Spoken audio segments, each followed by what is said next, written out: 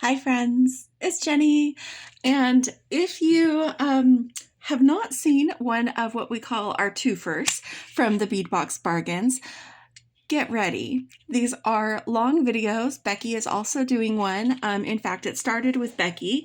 She liked to, when she got her Bargain Bead Box and her companion bundle, she would do a video where she made one set featuring the subscription box and one set featuring the companion bundle, in this case, Arctic Aurora from January. And it would just be one long, celebratory make of all things, bead box bargains for that month.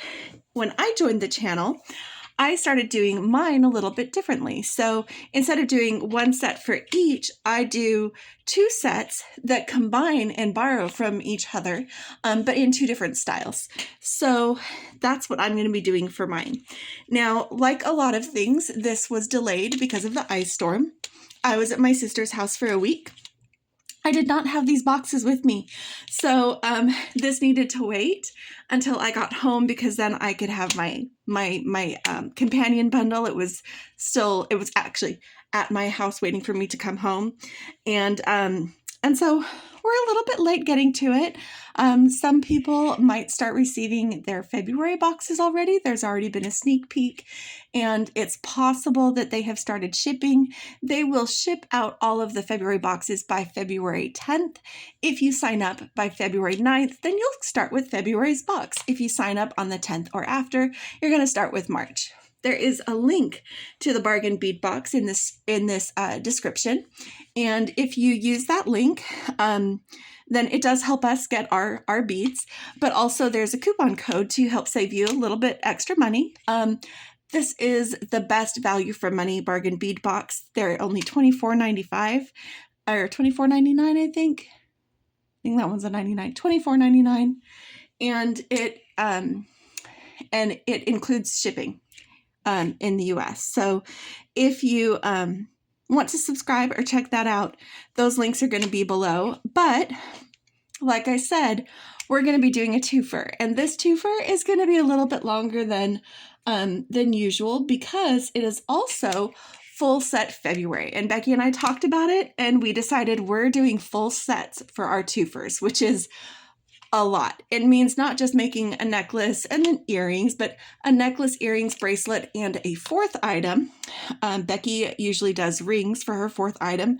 I am trying to learn that, but I will tell you now, if I get frustrated or feel like I'm not really getting where I want to with a particular ring, I will probably set it aside and do an additional item like maybe a purse charm or something else that can coordinate with this set. So don't be surprised if I change mine up a little bit while I'm trying to figure out my version of full set February. So I have made a ring. I did on a different video, and I have ideas for one tonight. I just don't know if I'm doing rings for both. We'll see.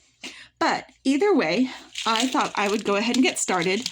My first set is going to use some beads from both boxes, like I said, and it's going to be all kinds of dark and moody. So I am using the darker colors to make some chain links, and then we're going to use the star chain along with the links to make a beaded chain set. And I am using, from the subscription box, I am using these crystals, these kind of hexagon cut crystals with the vitriol on them, nice and dark, but also flashes of color, which are quite nice. Sorry, I thought I had my lights where I needed them. So I'm using some of those. I'm using in all of the links, or at least most of them, this midnight blue with AB star cut crystals here, these dark purpley guys. Sorry, that was off camera, but now it's here, so you can see these are the links that I'm making. These are the things I'm taking from this box. And then I'm taking from the companion bundle, move this aside for right now, taking a little bit more for this set from the companion bundle. I am taking these purple firecracker crackle agate. I don't remember exactly what these are, and for some reason I don't have the list for this. I may have accidentally thrown it away, but I'm using these goldstone cubes. There's also these matte goldstone rounds, but I don't really feel like they're giving what I want them to give. So I'm going to use these guys, these goldstone cubes. I'm also using these kind of window cut vitriol ovals. They might be coins. I don't know, but I'm using some of those. See, you can see those are the center of each of these 4 types of links that I already put together, and we're going to use some of those on the necklace. The chain, or the bracelet, because it is going to be needing to curve around a wrist, I'll be doing some smaller links for that, but this will give us the basic links for the necklace, which we're going to do. This is me trying a new thing. I'm going to be using this focal. I'll be taking off this bail here, and then I'm going to attach this focal with a jump ring to this box clasp here, and then I'm going to attach one side of the necklace to this ring and the other side to this. So we're going to make a small link, or maybe just use an extra section of star to cover that same distance as the clasp part of that box clasp, so that so that it will line up better. But I'm going to make a front closure necklace, and I haven't done that before. I know a lot of other people have. I know a lot of people used this as a connector and just got rid of the actual clasp portion of it. This clasp doesn't bother me. I've worked it enough that it doesn't catch or like break my nails to open and close. So I am going to go ahead and use it, but as a front close. I think box clasps are easier to operate in a front closure. So I am going to use that as my closure. And then I'm going to be making some earrings with these drops. And then the closure for the bracelet, because I love a magnetic clasp for a bracelet, and the moon and star actually fit. And I am going to leave these charms on. A lot of people have been taking them off, and you totally can, but I plan on leaving these charms on and using this as my clasp for the bracelet. So this kind of gives you an idea of the beads that we're going to be using to make what we're doing here. So that is going to be our first set is going to be all these moody, dark blues and purples. And let me get my dish is right here. Just getting some of these beads up closer so you can see their color maybe a little bit better. I'm using a different camera tonight because this is going to be a long video, and this is the phone that has the most storage space available. So going to be using these moody dark blues and purples to do this. We're going to be using 20 gauge pewter colored wire. Again, it's going to go more with some of the stainless steel tones that we're already using with the chain and everything like that. And also it's darker. It's not a bright, shiny silver. I am going to be using brighter, shinier colors on my second set. But one of the reasons that I chose this pendant to do with this collection rather than this one is that the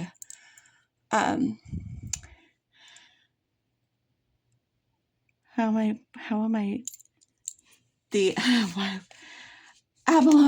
Why could I not remember the word for abalone? This abalone has a lot more vibrancy in it, a lot more brighter blues and greens. This one is more muted and, may I say, moody. And so that's why we're going to be using this pendant for this design, because it feels like it fits that vibe, that mood that I'm going for. So let's do that. This is a little bit bright for what I'm doing, but this is where I wanted to be able to use this clasp. It will all still work out quite nice. Okay, so let me get my tools out. I'll be using flush cutters, and I'll be using my pliers set for this tool. I'm going to add some other tools when we switch to the stringing project after, but we're going to be using these tools: round nose pliers, chain nose pliers, and bent J nose pliers for creating the links and assembling our jewelry. And I'm going to show you how I'm making the links for the necklace, and we'll put together the necklace, and then we'll move on to the bracelet. Like I said, this one's going to be long, so grab a drink, grab a project, sit back. If you need to watch this in multiple parts, go ahead. If you want to jump ahead to certain projects, I am going to try my best to remember to put in chapters to make that a little easier if you want to go back to a specific project. But I hope that you are ready to just kind of hang out for this one. So first thing I'm doing is removing this. I think I can remove it. I hadn't actually tried. Most of this type of bail can be removed, but this actually looks like it's soldered rather than just pinched closed. Let me see if I can get it to open. Because for my design, I don't need it. Oh my gosh. Okay. So I don't need it. Let's see if I can get it open. These are memory wire cutters. They are stronger than my flesh cutters, which I don't want to chance with it. And I'm just making sure I've got the ring of my pendant clear. Seeing if I can chop through that bail. So you can remove it if you want to, as I just did. Open it enough to wiggle off the pendant. There we go. It is gone. It was just too big and bulky for the style of necklace that I'm wanting to make. So, all right, move those off to the side. We may need them again later for if we use any pins, like because the stainless steel pins are better cut with those. All right. What we're going to do is we're going to make, because we're using, in addition to these links, these 4 links, which I am putting in this kind of an order. So we've got like the larger vitriol here, which is also a lighter color, and then the purple crackle agate or fire crackle agate, and then it might be vein agate. I don't remember that. That's right. That's the list I don't have. Never mind. I'm just going to call it the agate, crackle agate. And then this oval window bead, and then this. And then what we're going to be doing is we're going to have sections of our star chain in between. And towards the back of the neck, we're going to put a couple extra of this link so that it's smoother and more comfortable at the back of the neck. Because like I said, this is going to be a front close. So there's going to be, making links for both sides, but really it's all one strand and they're both linking here. So that's what we're doing. But let me get out some of my wire. Sorry, I feel a little chaotic. I think that's just, trying to get back in the swing of things after being away from my studio, needing to get caught up and work on my space that I have here and not really feeling that. So, yeah. So what I'm doing is I'm just smoothing out my wire and warming it up, just running it back and forth between my thumb and my forefinger, curving it first one way and then another, just very gently. And it helps to smooth it out and also warm up the wire so that it's easier to work with. And then I'm going to make these 4 links. So each of these links is bracketed by one of these little purple star cut crystals, kind of a midnight blue with AB.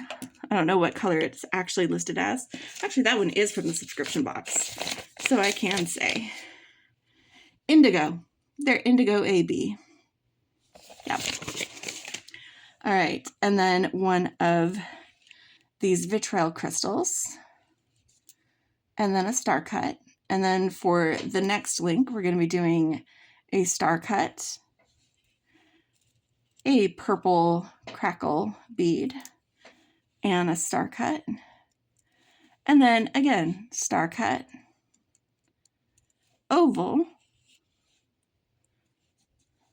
And I'm doing ones that lean a little bit more purple, again, to go with, the tones of what we're doing.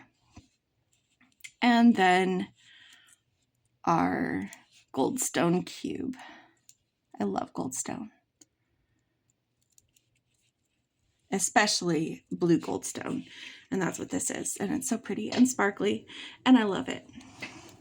So what we're going to do is we're going to take the end of our wire. This is already flush cut. I'll show you in a minute why that is, but we're just taking that in between the jaws of our round nose plier, pinching it, and I roll it towards me. Some people roll it away, whichever way is more comfortable for you, until metal meets metal. And then I'm going to open the jaws, rotate it just a little bit, like this, and then give it just a little twitch. What that does is it centers this loop. Sorry, let me get it. If I hold the spool a certain way, then I can show it to you. Gets that centered right above it. So then you just move the beads up, take your cutters about a finger length down, give it a little snip, and set that link aside. And we're just going to repeat that step for all 4 of these links. I'm going to figure out how many of the additional links we might need at the back when we get to it. I want to assemble most of this necklace, and then we'll fill in the space in between, because we know how it's beginning and we know how it's ending. Oh, and this, sorry, I didn't say when I did it. So remember I said that I always start with a flush cut, and this is why. So when I cut this one, after I move the beads up, I'm taking the flat part of my flush cutters and I'm having that towards the spool right here, because this guy's going to get another little trim, and that way I always know I'm starting with a nice flush cut on my spool.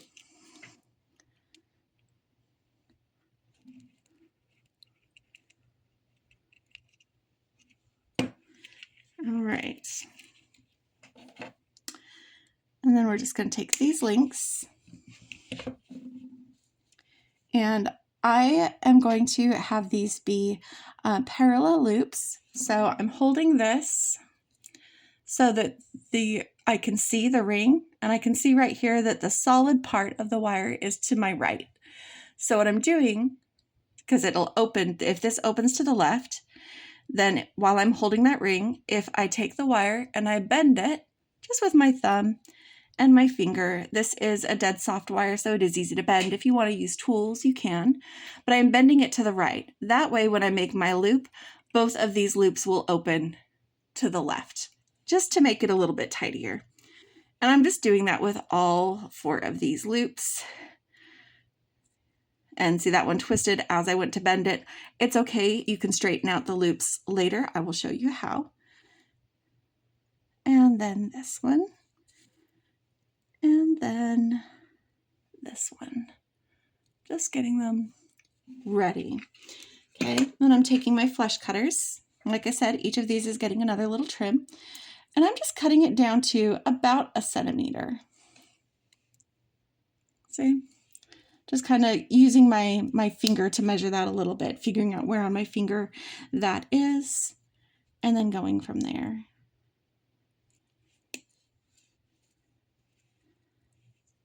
It's so super scientific, I know. If you want to measure more precisely, you absolutely can. I learned this trick from Beki, and the first time I did it, I cut it way too short, and I was like, I have no wire to work with. And so I figured out that I needed to figure out where it was on my finger and not try to do it just where her marker is. So that's okay if you also need to do the same. All right, getting a little flecks of something. These cannot be cracking already. So be careful of your crystals just in case they get all cracky. All right, so then I'm taking this, it's already bent over. That means that after I finish rolling it, so I'm just grabbing it in that and again, rolling it towards me until the metal meets metal. And because I bent it over to start with, it is a centered loop. There you go, you can see that. It's a centered loop. I'm just gonna do that with all 4. Then I'll show you the step where I can fix them if they're not the parallel loops that I want. And also I use that same opportunity to work harden these loops a little bit so that they'll hold better.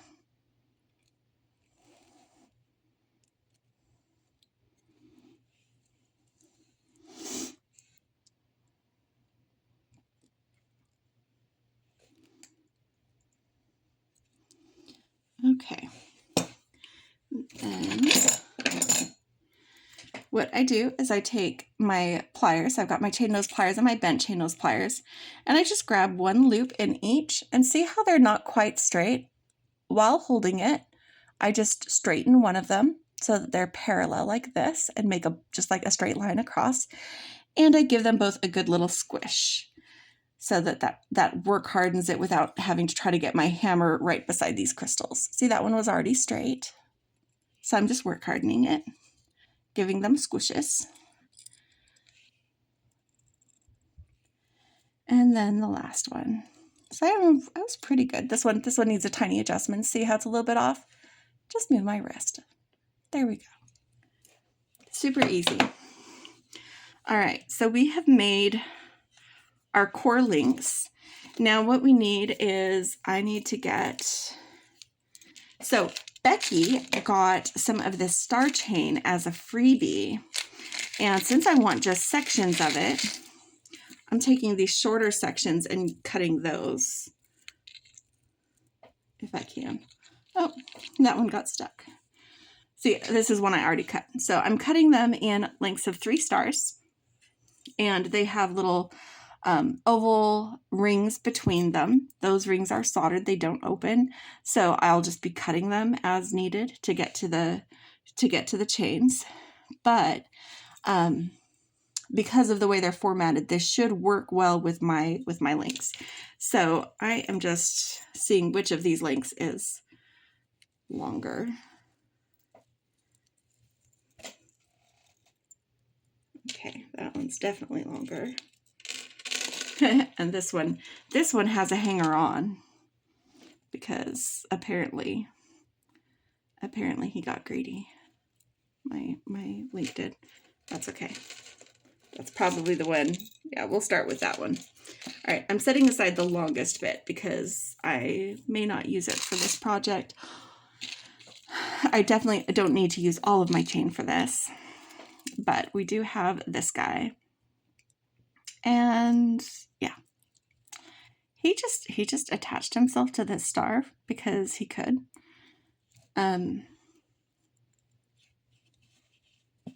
It's fine because that's actually right where we need him, because there's 1, 2, 3. I'm going to cut this oval.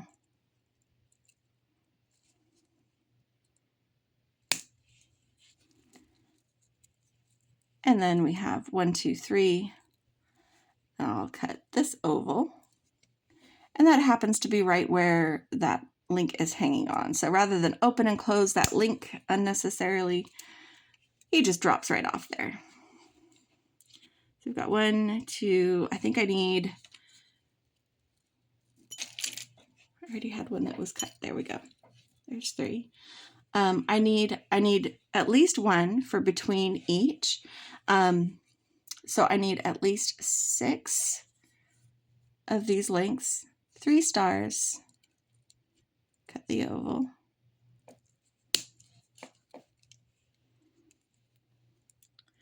One, 2, 3, cut the oval. And 1, 2, 3. Don't worry, we're going to be using this chain throughout this set, but I do want to point out something on this chain. If you look at it, this chain, sorry, there we go. There is a right side and a wrong side. See, this is the side that's more shiny. It's got a little bit of a curve so it catches the light better. This is entirely flat back here. See, it doesn't have that curve. So this is the back side of the chain. Whether you choose that you want this brighter, less interrupted version of the star, or this one that's on the front is completely up to you. But I am pointing it out so that you can be consistent throughout your piece, so that the sections of the chain hang the same side, no matter where you're working or which side you decide to use. Because they will twist and turn. Like some of them are like, oh, well, we're just going to show you one side, or we're going to show you 2 sides, because they can just flip like this. But if you've attached it the right way, then it will, when everything is nice and smooth, hang correctly. Okay. All right. Also, we don't have, because this is a closed ring and this is a closed ring, I do want to start with chain rather than this. So I am actually going to pause this for just a minute because I recently got some oval jump rings, and I think I have some that, while they're not this size, they're close enough. I think I can get them and be able to work this out. One of the things that I thought about doing, and see, this section here has 4 stars instead of 3. Remember, we talked about how we needed just a little bit more length to counter this part of the clasp. I might use this to connect this side of it. So with that extra one right there. So I'm going to pause real quick, locate those oval jump rings because I don't have them directly to hand, and be right back with you. Okay, so they're not as small as I thought they were, but they're not as big as the other ones I found. These are way too big. We're going to use these guys. And this is the number. I don't think they're still available, but in case they restock, this is the item number on Bead Box Bargains, guys. So Bargain Bead Box is the subscription, and Bead Box Bargains is the sister store. That's where they sell the companion bundle and a lot of other really fun mini bundles. There was a new one that went up today. I'm not sure what day this is gonna post, but there was a kind of Valentine one that went up. And I did go ahead and get it. At first I wasn't sure, and then I talked myself into it because, you know, my sister talked me into it. And that's okay.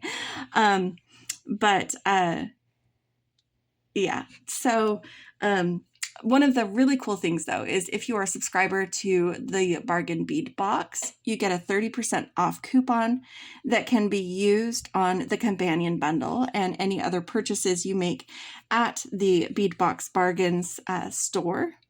So I'm stopping to tell you. So I opened my oval jump ring, and I'm hanging this so that this is the front of the box clasp. There is also a, you know, correct side and wrong side for that. And then I'm taking this length of chain and making sure that the front of this is lined up, like that it touches the front of this. So it's going to look like I'm putting it on backwards. That's the back side of it, because we've got front to front. So when we close our jump ring like this, make sure that that's nice and closed. We don't want any runaway stars. So once that's closed, you can see everything is facing the right direction. We have that more rounded side on the same side as the front of our clasp. But anyway, the coupon code, you can use it as many times as you want during the course of actually 2 months, so that you're never without a code.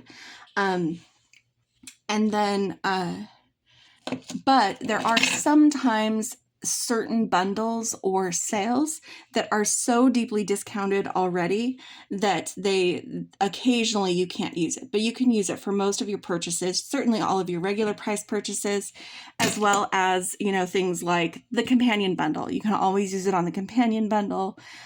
You can use it in the weekly specials, which are discounted 25% off of the closeout prices because it's a closeout store. And then it still is, you can still get your 30% off of your order when you shop that section. So it's just a really good deal. I very, very often will save more money using my coupon code than the cost of a monthly subscription. So, all right, I'm getting ready to do this link.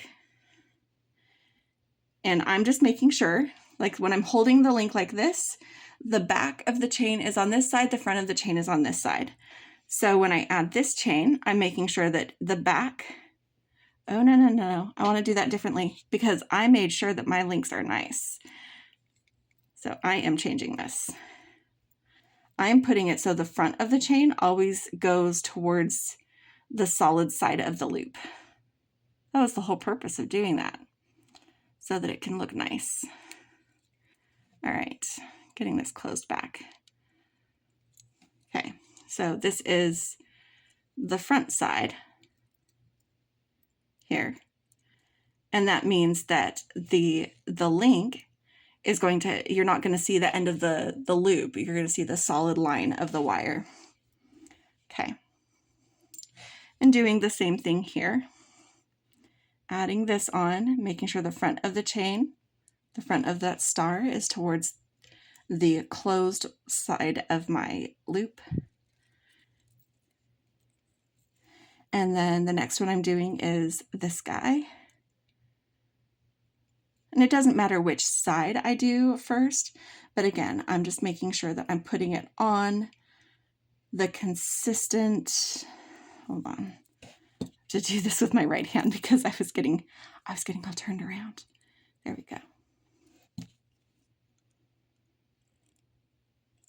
All right, let me take this side, get it open.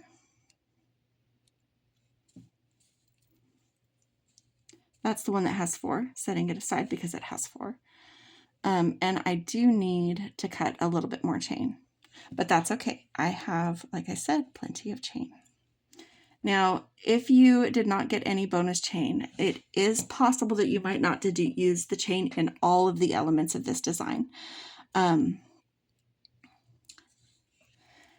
Because I haven't been keeping track of how much I've used that was from the original.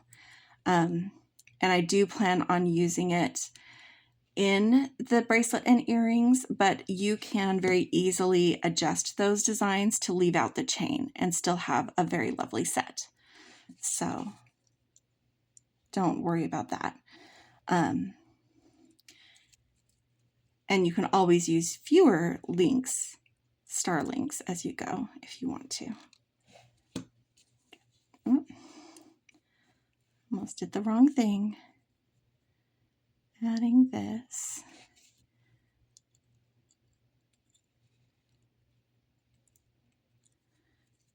Okay. And then this one. All right. I'm going to see how long this is and make sure that everything is what I'm wanting. Oh, this is going to be so good. So this is a little bit longer necklace, and I am okay with that. This is the kind of necklace that you would wear over a sweater. And I'm actually not wanting to add a whole lot more length. Stars are a little scratchy. They're not too bad. I need to not add too much more length. I did need 3 stars in between each. For one thing, it does look better. Also, oh, come on. Make sure that that's closed. That one, the link tried to escape. No escaping links. Now, I could shorten this by attaching this directly to here instead of using the stars, but I feel like we need to use the stars. And I think what I'm going to do is, instead of adding more stars along the back, I'm going to make one extra link right here that's going to give us kind of a, I don't know, a softer touch on the back. And it's just going to have just one of these that's going to link these two links so that everything still lines up nice. I still need something to connect them. I can't connect this directly to this without throwing off everything else. I need something with a parallel loop to connect those two so that everything will still hang nice. So I'm just going to make one link with just this without any crystals because we don't really need the length. And this will tie into what I already plan on doing for our bracelet. So just an easy adjustment right here.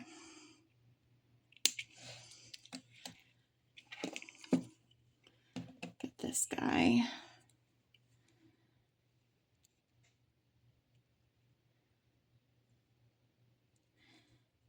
And I know it does mean that these gold stone are going to be at the back of the neck. So if you have your hair down, you won't see them, but they will be really pretty if you've got your hair up. And we're definitely using more goldstone elsewhere in this design, so don't worry. Don't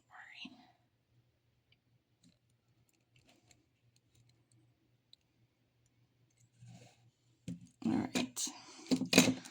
And I'm just going to open this up and attach this guy.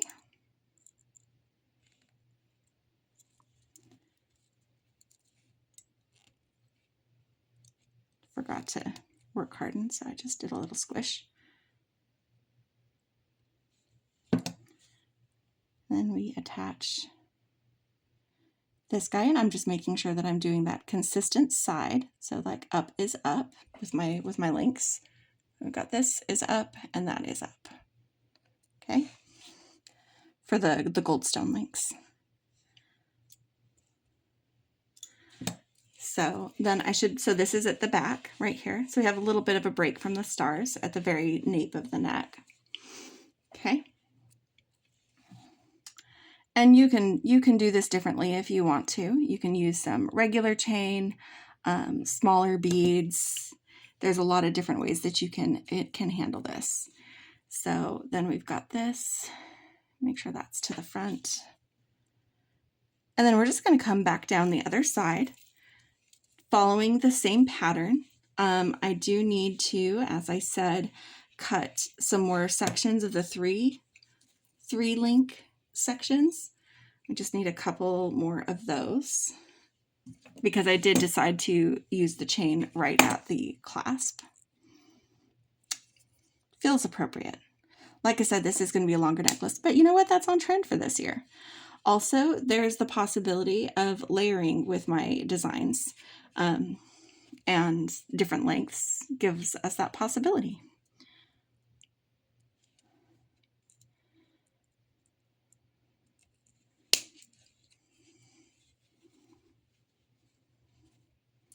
All right.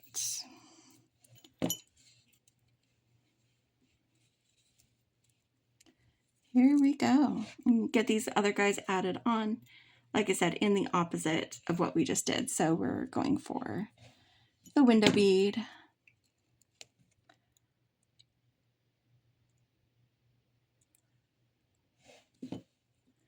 Making sure that the chain is facing the front of that link.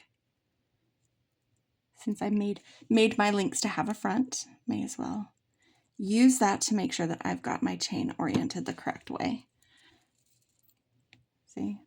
And when you hold it straight, you can see that these stars and these stars are both oriented the correct way. All the way down. So that is a good trick to do.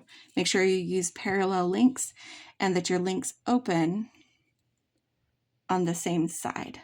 So where your, that way you know on each link which is the front of that link. Like this. And then you can just make sure that that lines up with the front of your chain. All right, then we've got this guy.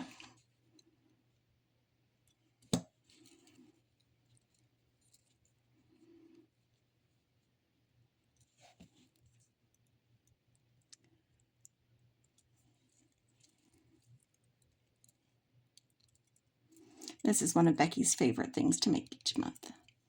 And I like it, but I gotta admit, I'm a little intimidated by it because of the full set side of things.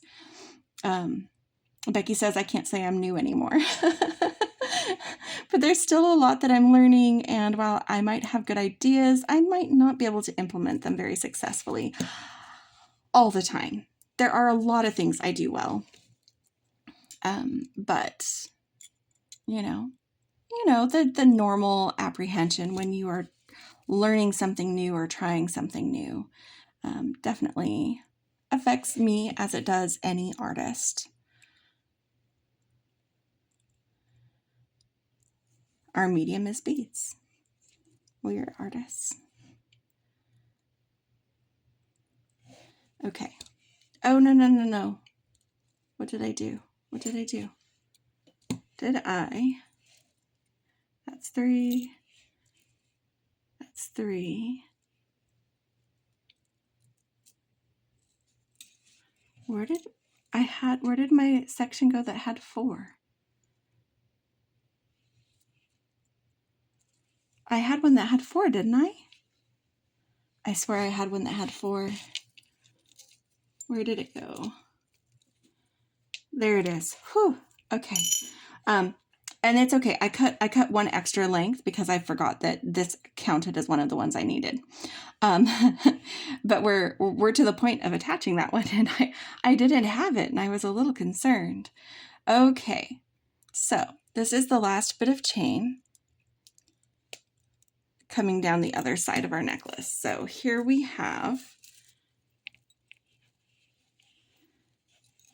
what we have of our necklace so far. Oops, let me turn it. I had it turned the wrong way.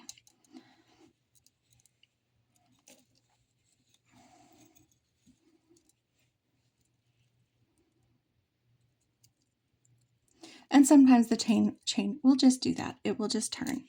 Okay, so this is the front of the necklace where we, swap sides. There we go.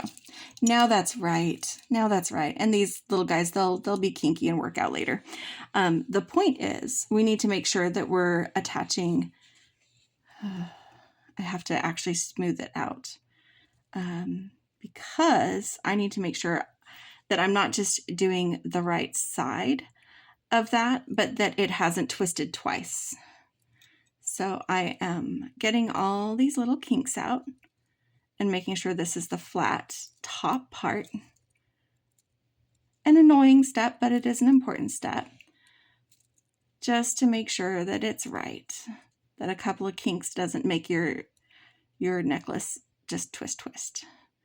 Something to check when you go to put it on as well. Okay, so this is the top of this chain.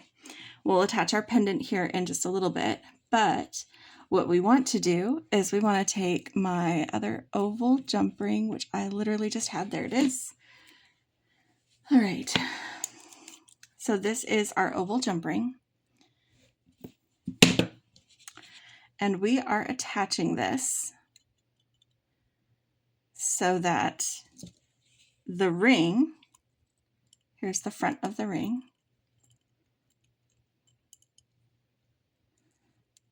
probably be easier if I went ahead and took it off the clasp to start with, but that's okay.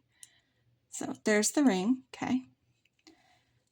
Lines up and is making it so that when we add this chain, it will be upright. So this is going to be back to back. So I've got the back of the clasp and the back of the chain against each other. That means that when I close this jump ring and straighten it out, they will both have their front on the same side.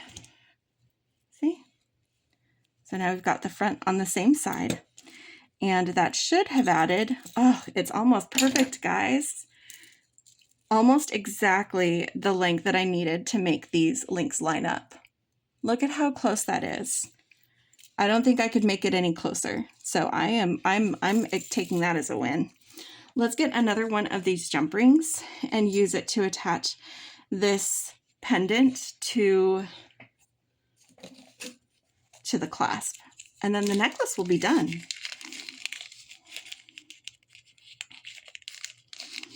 And I'll measure the necklace so you know about how long this design is. And you can adjust it how you choose to.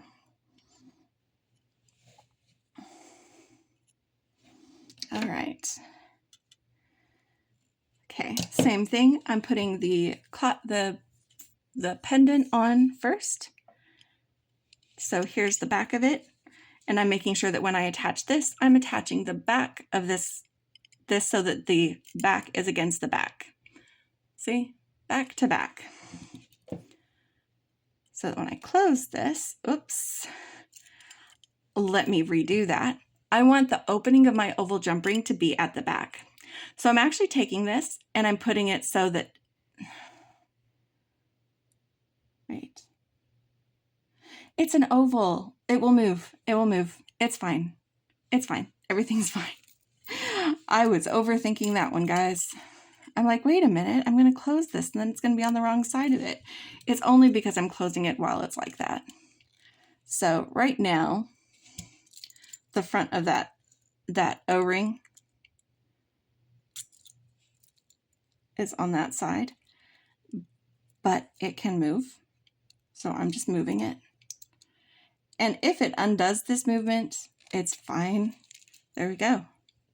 Now it's falling out of my hands. It's so done. It's ready to be done. Ready to be done. So here we have our necklace with all of our stars and sparkles, all these wonderful moody colors. And then this is the back of it. So then when you want to put this on, I do wonder if it's long enough. Oh, it is actually long enough. If I take my glasses off, I can put this over my head, but it's snug. We're going to use the front closure. We're going to use the front closure. So you just open this up right here and undo it. Put it around your neck. Get it back in that loop and snap it closed. And yeah, that is really nice. That's going to look really nice with something that either has a high neck and so it'll hang over the clothing, or something that is like a V-neck. I reached to the back of the necklace to take it off. Guys, I'm not used to having a front closure. But this one, some of them have been really difficult to operate. Mine was the first time I tried to use it. Open and close ears a few times, maybe get some help if you have weak nails, and see if you can get yours to work if you want to use it that way. You can. I just did. So that is our Moody beaded chain necklace, the first necklace in our twofer. We're already at 45 minutes. Some of that was introduction, guys, and this was the more complicated necklace because it is a beaded chain and was a little bit fiddly, but I think overall this turned out really nice. Just getting them turned the right way. So this necklace, I think, turned out really good. Oh, I told you we'd measure it. So the length of the necklace, not counting the pendant, so this is the strung length, is a 22-inch necklace. That's about what I thought. And then you've got another 2.5 inches for the pendant itself. But yeah, from there to there is 11 inches times 2 is 22. So it's a 22-inch necklace plus pendant is what this design makes. All right. So for the bracelet, we're going to do something a little bit simpler. They're going to be smaller links, but I want to use just some of these crystals. We're going to skip these guys. The goldstone, and I haven't decided if I want just one of the purple ones. If I do, which one? I love that one. It's moody, but it also has a whole lot of like color variation in it. Like that's definitely got that fire crackle going on. Yeah, I think that's one. It's either that one or this one. I might do this one because it's got more of like a bigger dark spot. Okay. So we're going to use this kind of as a focal. It's going to be on a link all by itself, as are the gold stones and these little star cut crystals. And I'm just going to make a pretty simple bracelet that does that. And then we're going to match the length of the bracelet with a second strand that is the star beaded chain. So it's going to be 2 strand with 1 clasp. We'll just attach it to the same jump ring here to do that. So that should be pretty easy. So let me get out my other tools and some beading wire, and I will be right back. Oh wait, not beading wire. This isn't a strung design, guys. We're making links. We're making links. I'm not switching tools yet. So this is going to be pretty easy. I'm going to be making links the same way that I did before. In fact, the one that I demonstrated earlier with the single one like this. This is how we're doing all those links. So I'm going to go ahead and make up some links real quick because this is already going to be a long video, show you what I've done, and then we'll put it together. Be right back. And now we magically have 13 more links. So I think this is enough for me to make the bracelet that I want to make. So let's go ahead and start linking these together. I made one with the purple stone, and then I made 6 gold stone cubes and 6 star cut indigo crystals. And I am going to start with the middle. I'll start with the middle and just kind of add as we go on both ends until we get what we need, because I did have to kind of estimate how much space all of this was going to take. And so I should have enough links. What I don't know is if I need to do any additional links to finish up. So I'm just, I added a gold stone to each side. Now I'm going to add a crystal to each side. And then I'm just going to keep alternating between those 2 links.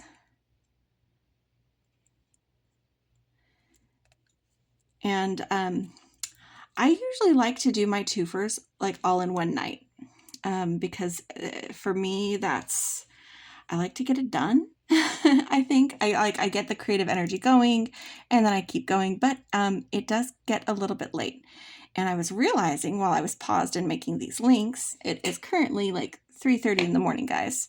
This is definitely Jenny doing her late night shenanigans again, because it's what I do. And I realized that the way I have planned this, I'm doing the thing I'm least comfortable with last for just the one set. And I'm a little worried about, I don't know that I am going to have the creative energy or stamina to do it all in one go. So I am probably going to pause this. So after we finish the bracelet, we'll do the earrings, and then I'm going to give a ring a go. I'm going to try to do a ring. And if it's just too late and I'm not getting it, I might pause and come back. So what I'll probably do is break the video so that if I just have a lot of frustration, you guys don't need to see that. Like I might start over fresh is I guess what I'm saying. But not yet. Not yet. This is me checklisting. This is the way my brain works. I'm like, oh, but what about this scenario? And I think through all the different scenarios and how it might play out and what's going to be the best way to handle it. And should I go ahead and force a break to the video when I'm about to start the ring so that it can either continue on by just stitching those 2 videos together, or if I need to do a take 2 with the ring, then I can come back at it fresh. You know, those are the thoughts in my head. And I'm sharing them with you because it's 3 o'clock in the morning and y'all are hanging out with me. And I did already warn you this was going to be a long video. It is. Okay, I'm getting to the point where I do need to check to see how my length is doing. I don't think I'm done. I think I am going to need all of the links that I made. But I just need to know if I need to make some more links before I can finish this bracelet. And I will, wait a minute. Yep, okay, putting this on. I got all turned around. I'm like, wait a minute, should I be doing this right now? Did I jump ahead? Because I was thinking about too many things at once and I lost track of my pattern.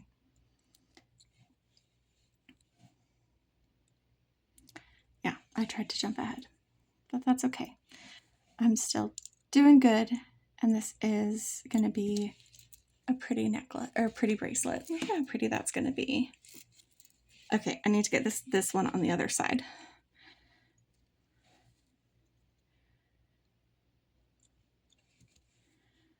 All right, and I'm going to switch it to this one. There we go.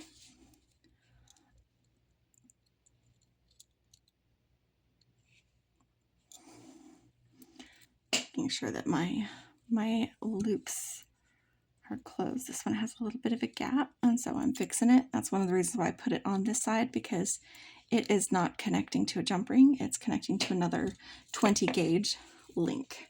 So this is, oh, it might be right. I need this to be 17 centimeters. And guys, it is 16 and a half. I don't know if I could get closer than that or not. So what I need to do is see if I can determine how long to make this chain so it matches. So this chain is going to be just a little bit longer, which is fine because what I'll do, get a little bit extra length on either side of these. I'm going to attach a jump ring to each of these before attaching it to the rest of it. So there'll be an extra jump ring on either side of these. It will help it match up with the star chain that is going to run alongside. And I'm going to go ahead and snip this right here. Move off this star chain. Because that is, for the star chain, that is 17 centimeters.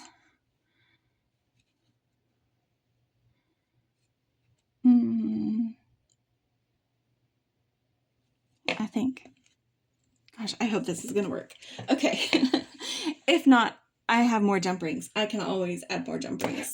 So I am going to go ahead and use these same jump rings that we were using earlier. These little oval ones, they're the same size. They're adding about the same length that I need there. And I am going to attach them to the chain and close them.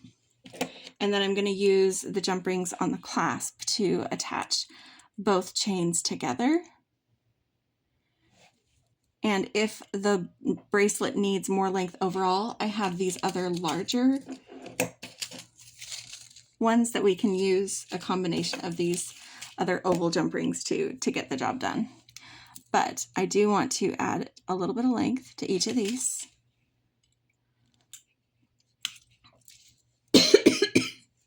Excuse me. Like I said, get a drink. I'm going to have some of mine. I did bring it because I knew that we'd be at this for a while, guys. And I was paused for a bit, so I've actually been sitting here for an hour and a half already. Thank you for hanging out with me for an hour of that. We are definitely going to do more. This is going to be one of the big, long marathon ones. The kind you put on to keep you company while you're working on big projects or something that is repetitive and you just want to zone out. We can be good for that.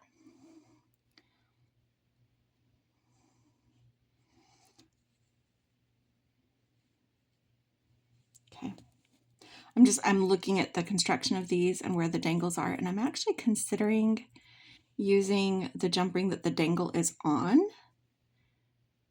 and attaching everything there instead of the one that is closest to the clasp. Because again, I think it's going to give me that little bit more length. And I am placing this so that the front of the star chain is down, so up against this dangle. And then we'll add this oval jump ring from this.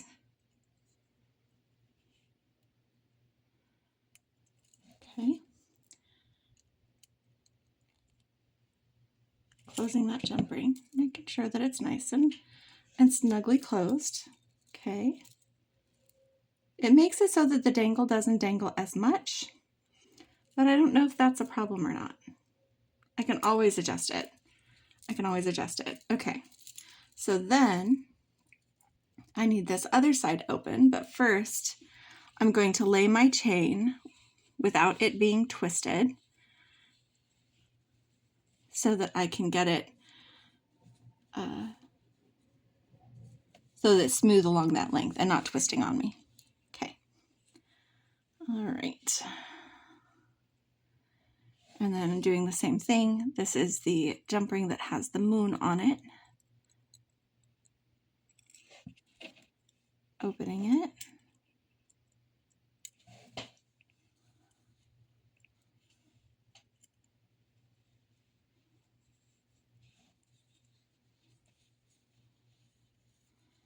making it consistent with the other side.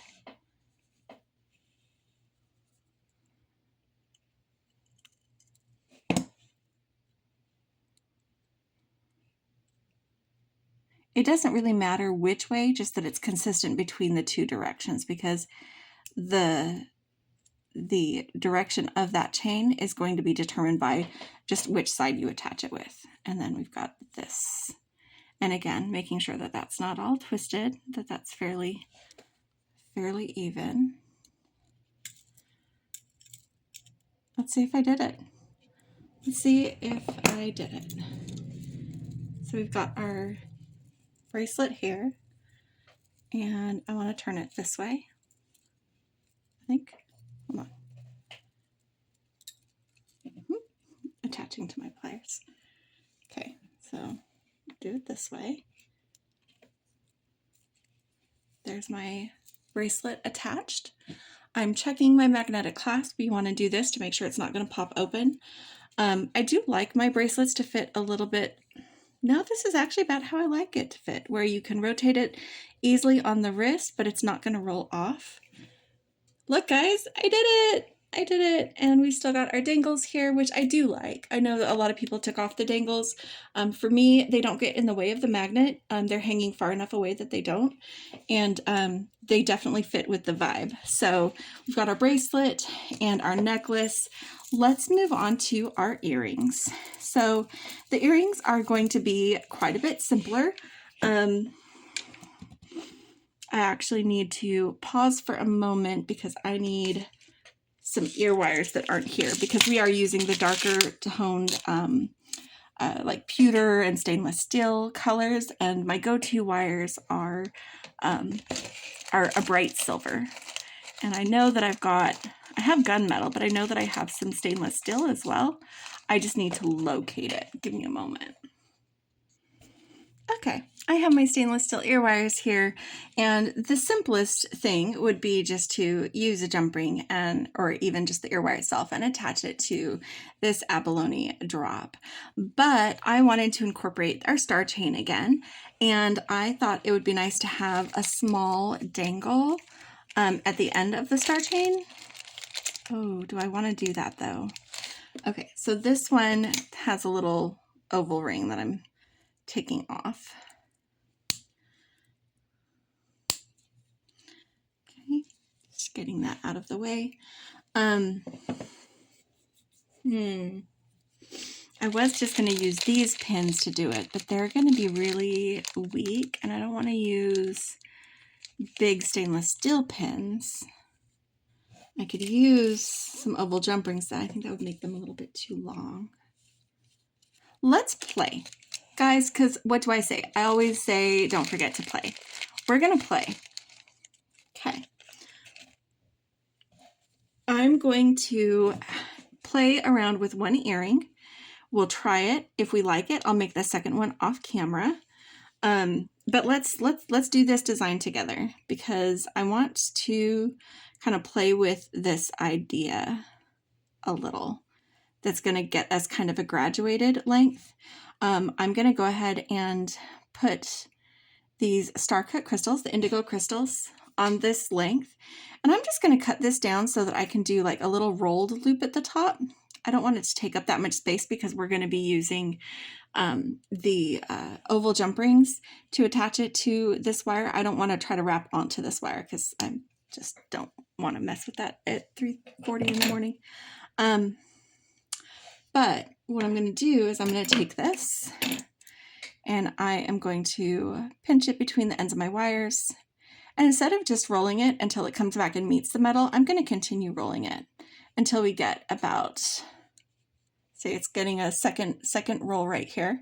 When it gets about this far away, I'm taking it and I'm pushing it back so that it's doing this thing, okay? So it's bent back. And then I'm finishing the roll. And what that does is it centers that rolled loop. When I was first figuring these things out, I tried so many different ways, bending it after, bending it before. That last little bit just seemed to give me a more consistent centered loop. above my bead. So that's the method I've been using. I've seen several people make rolled loops, but for centering it, that was always a tricky thing for me, and what I figured out works best for me. So just get it to that point, bend it back, and continue your roll. Okay, now I'm going to get out some of these jump rings and attach these dangles, and then we're going to get our ear wire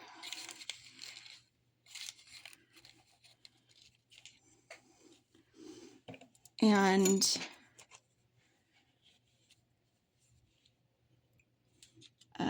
combine everything. So we're going to go ahead and get this on here, and then the end of the chain.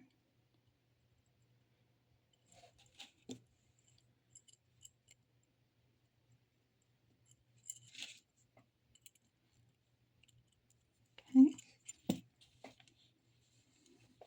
So that's one that has 3 stars, and then I've got this one that has 4 stars. Bit of a dangle going on here. Get this crystal on. And then that chain. Okay. And then I'm going to open my ear wire. Okay. So this is the front of my earring on my left. So I'm going to open this, and I want my drop to be the thing that is front and center. And I'm choosing these to be fairly well matched as far as color, and they're not perfectly matched because it's natural abalone. So I'm putting that on there first. And then I'm taking the one with 3 stars and I'm putting it on next, making sure that those links are facing the correct direction, because again, the chain does have a right side and wrong side. Okay. And then I'm doing the longest one at the back of my necklace, so they'll cascade. That's the idea anyway. So it's a very full loop back here. We're just going to go ahead and close that with our pliers. If you want to use a series of jump rings, you would need to use not 1 but 2 to have things oriented the same way. But what this gives us, if I can get that to behave, let me get that closed a little bit better.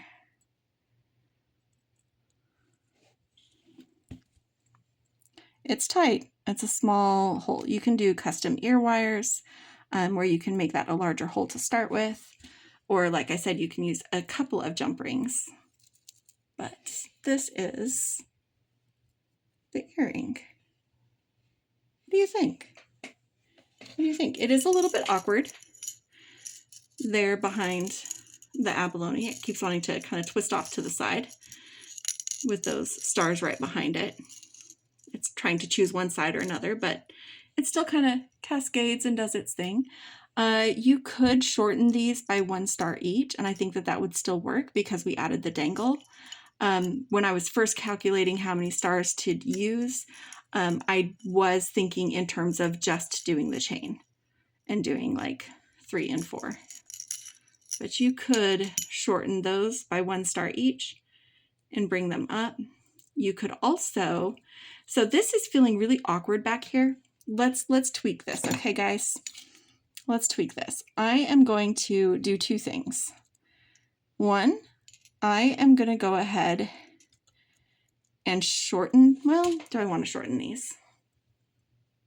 No, I don't want to shorten the number of stars. We're actually going to make this a tiny bit longer because the stars are a little bit thicker and they're fighting for space right there because the star is immediately starting. But what if instead of the stars, I'm going to go ahead and close this ear wire. What if instead of the stars, oh wait, no, I would need to do 2 because again, facing forward. So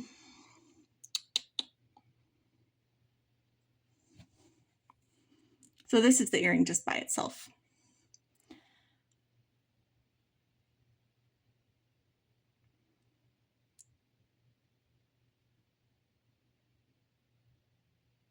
What if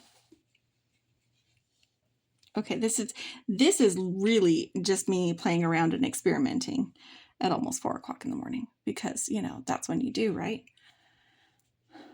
What if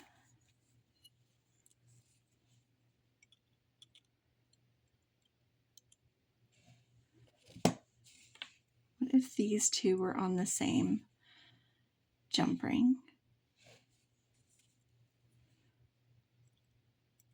Get it open a little bit more.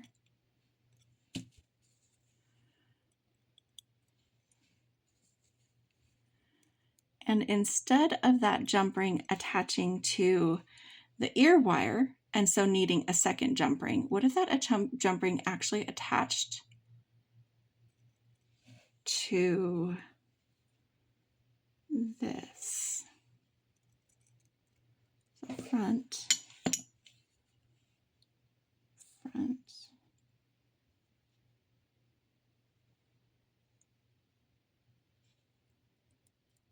No, that's back. Back.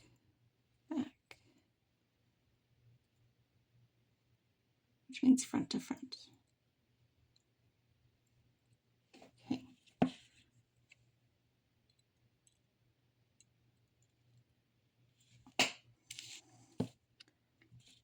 Let me see what this does for us.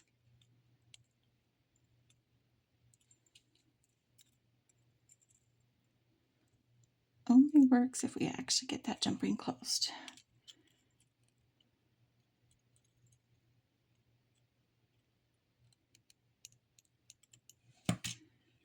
Okay, so now instead of, oh, it's going to be on the side. It's going to push it to the side.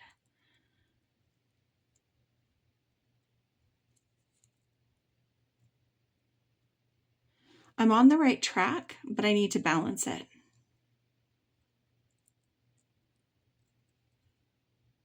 So instead of these two joined to the same jump ring, we need to take one off and put it on the other side of this drop. Okay, trying again, because I am wanting to make this work, and I won't know until I do it.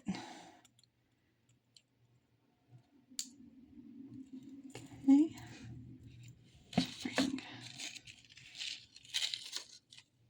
Because I'm apparently using these jump rings all over the place, so. All right, so.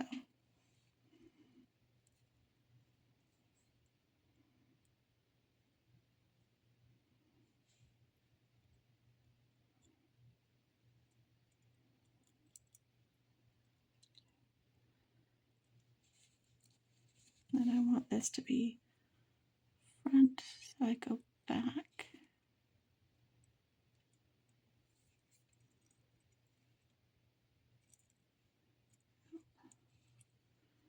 I go this way.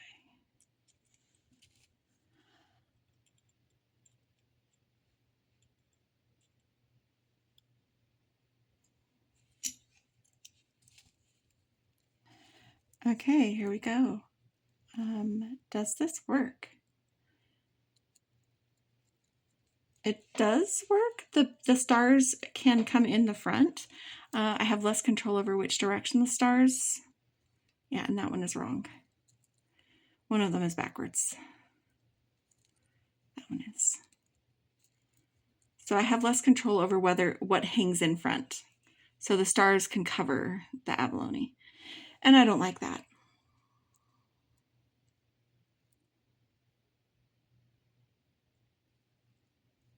Like, this was the idea. And some of those stars are the wrong way. But this was the idea. This is definitely feeling less crowded. I feel like the stars aren't like crowding the same space as when I connected them all the way up here. But I don't feel like this is...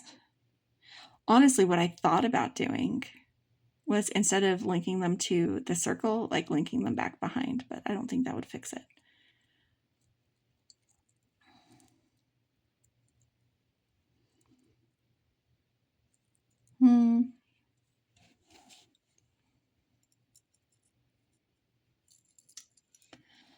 I don't know. I don't like the idea of the stars covering up the abalone because that's supposed to be the main thing. So am I trying too hard? Trying to make the stars happen when they shouldn't? Maybe. Maybe.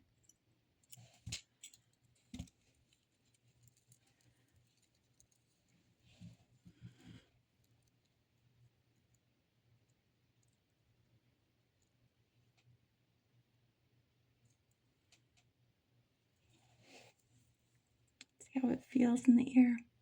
It's not very heavy. The chain gives a lot of drama without very much weight at all, actually. They're nice and long. I think Rosanna would like that. I think this is my dilemma though, is making sure that they behave themselves and hang behind the abalone. I'm seeing how much they go in front. Actually, not that much. Like, I'm shaking them around and they are mostly falling behind. I'm gonna go with it. I'm gonna go with it. Okay, we figured out earrings that are fun and are definitely doing their thing. I'm going to make the second earring and be back to show you that, but also to get into the tools for making a ring. Okay, I'll be back soon. Okay, guys, I found my solution. It's just one extra jump ring on both sides that I attached both chains to so that they could hang intentionally behind the abalone. So they'll occasionally swing forward, but at least they're not going to be swinging. They're connected to the ear wire so that they hang behind. So that was my solution. I have made my other earring and I am going to start my ring. So here is where we're going to see if me making a ring at 4:05 in the morning is a good idea. It's my third ring. I made my first off camera at Beki's house, and then I made one on camera less than a week ago, or about a week ago. It was about a week ago. And yeah, no, that was less than a week ago. And I admit I'm a little tired. I'm a little tired, and I am also, guys, it's my birthday. Happy birthday to me. I don't really want to stay up super late, like it's already 4 o'clock in the morning. So I am going to make this. I am going to do it, but I am not going to just keep banging my head against it. If it's not working out, I will set it aside and come back. In fact, this is that moment where I'm going to stop this video and restart it so that if I need to redo the ring, I can redo the ring. So take one on the ring. hopefully you get take one and not take who knows. I am gonna need to cut a length of 20 gauge wire. That's what I'm using. I'm using the same 20 gauge wire I used to make my links. And I need at least 20 inches.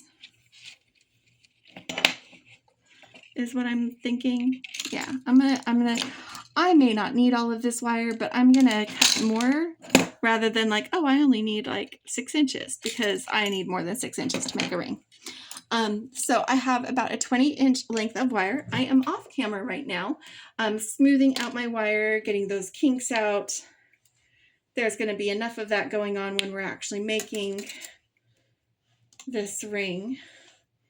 But I want to have it fairly smooth and no major kinks. And then I'm taking the two ends together like this and just very gently finding the middle. Oh, that was not as gentle as I expected it to be. I need a curve here to catch my bead. So I'm going to use one of these oval beads as my ring. That's the one that I envision doing this with. So hopefully, let's see if I can get it into that position. There we go. So we've got half of the wire on either side of this bead, about 10 inches on either side. And then we're going to take this wire and we're going to just bend it down on either side. And then I'm going to take my pliers and I'm going to take it in a little bit further. So, see if I can do this right. So that it kind of tucks around that bead, but not all the way to the center. I'll show you why we're going to do that. So this is going to start holding the bead in position and is also going to give us room to wrap around it after we've made. And we don't want them to cross. Not yet. Okay, so one on either side. And they're coming down, kind of pinched around this bead up here. Okay. All right. Then we're going to take our ring sizer, and I'm going to be going, I've got US and UK measurements here. I'm going to be going for about a size 9 ring. I've found that that's roughly what I want to go for. And then if it makes it a little bit bigger, a little bit smaller, then I'll just wear it on different rings. So there's going to be a little bit of a raise like this. And get it here in that position. Oh, come on. I'm doing this a little bit off camera just to get it in position, and I'm going to show you what I've got. Because trying to do that on camera is a little bit rough, guys. Okay. I am currently holding this ring, and it came undone, so it's not as raised as it was, and in fact it twisted. Hold on, that can't happen.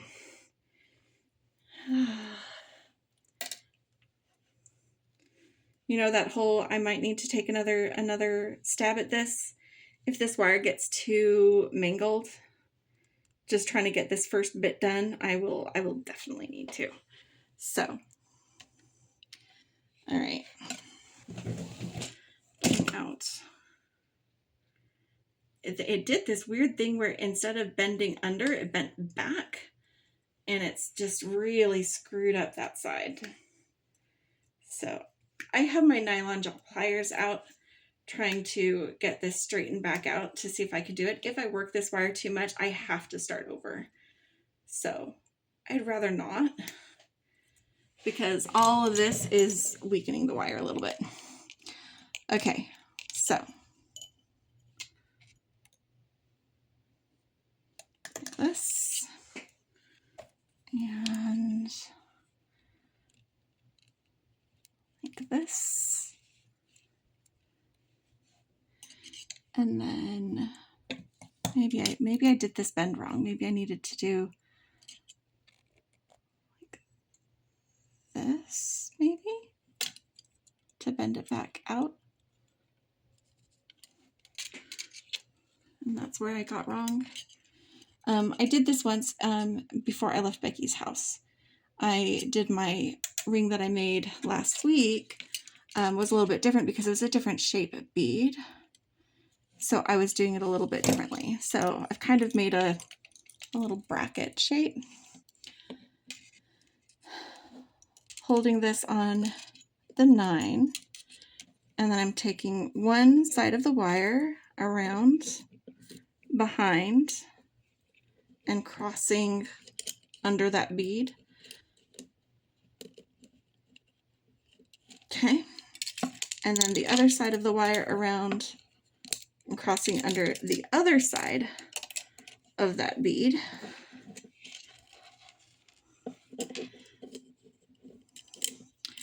And then I'm taking both wires and giving it a little pull to tighten that. Oof. I do not know what it's trying to do, but it's not behaving.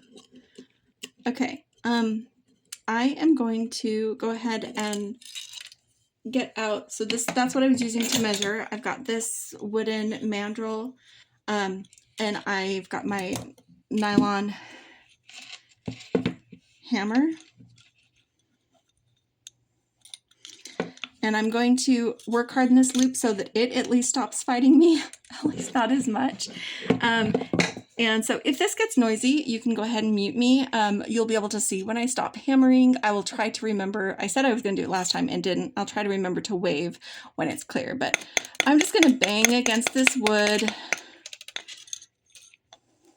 to try to get this ring shape to hold. Don't smash fingers. Oh yeah, stop. Hammer time. That's very important, Becky says. That's a very, very important step.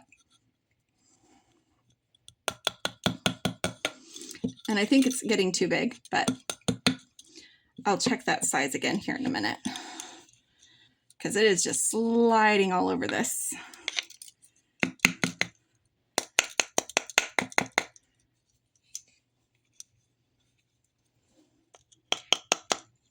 All right, we're going to come back at that in a little bit. Learn how to make a ring with Jenny while she learns how to make a ring. Oh yeah, this is suddenly like a size 11 ring. So pulling it back up to the 9.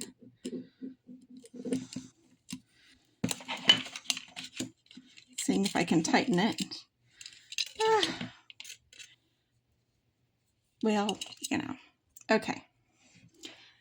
I am going to get it on here so that we have a round shape that is kind of holding it. And I am trying to tug this back into position so that it's straight up and down. So what we're doing is we're taking this wire and see how it's coming out on this side. Oh, that got really bent. Do not spill the beads, Jen. I'm twisting it around the base of this bead, and I'm twisting this one around the base of the bead. We're kind of chasing each other around. I intentionally built these up on the side of a rose bead on my other ring that I made on camera. And this one is kind of doing the same thing, but I am needing it to build up around this. I'm trying to take my time to do it properly. And it is tightening a little bit. Remember, it had loosened up in size. Now it's starting to ride higher on this as I'm going. But I am wrapping it around and just building it up along the sides so that we can start to get to the point where we are covering that wire where it is coming out of the bead.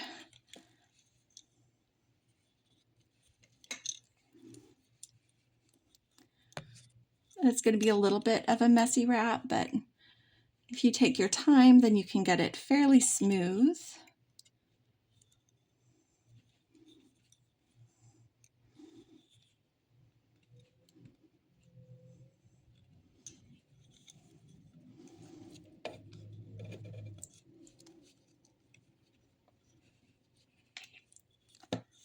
There we go. Almost to where I want to be. I don't want to go up too much higher because this is a flat bead, and if we go up too much higher, then it's just going to curve over. So once I've got that there, I'm taking it and I am starting to wind it back down. So we wrapped up, and now I'm wrapping down. I'm just going to hold it here and see if I can get a little bit better grip for these follow-up wraps. So we went up, and now we're kind of just coiling back down.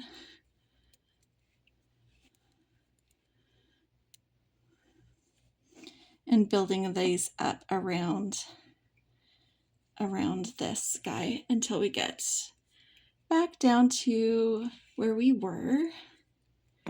Get this guy on one side and the other guy on the other. So it's pretty built up, but we've got our bead here. Okay. And then I am going to take this, get this guy around here. I'm going to get this guy around, just around the side of the loop. I'm not mad at this so far, guys. And then I'm going to snip this. So you might not need a full 20 inches, but if you want to have room to maneuver, you might want that anyway. And I'm just taking this and I am tucking it in so that it is not scratchy when one is wearing this ring. Here we go. And then I'm just going to do the same thing on the other side. Get this around so it finishes that bit and give it a little snip.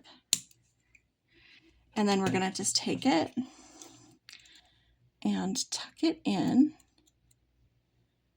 so it goes behind, and then I'm tucking it up into the coils we've already made.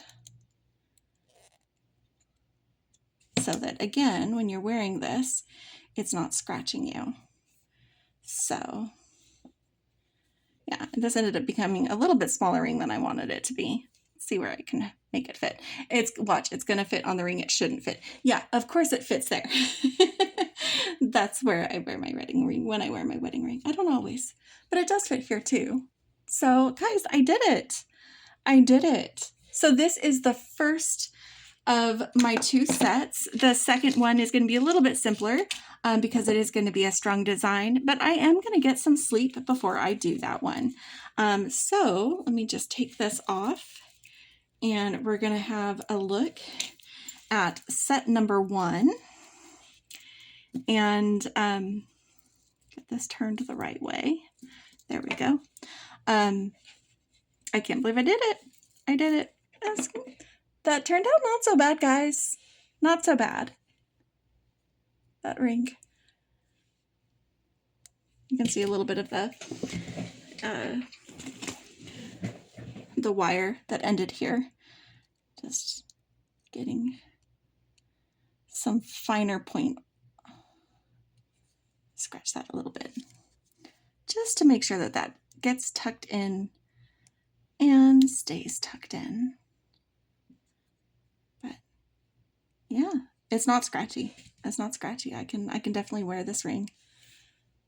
Take it off, put it on. Okay, I did it. I did it. I did my second. This is my second full set of the month, my first one of this twofer video. So stay tuned because we are going to make some more. I've considered doing this in 2 parts, but that kind of defeats the purpose of a twofer, doesn't it? It kind of does. Come on, turn the right way. There we go. Just trying to get the abalone to sit right.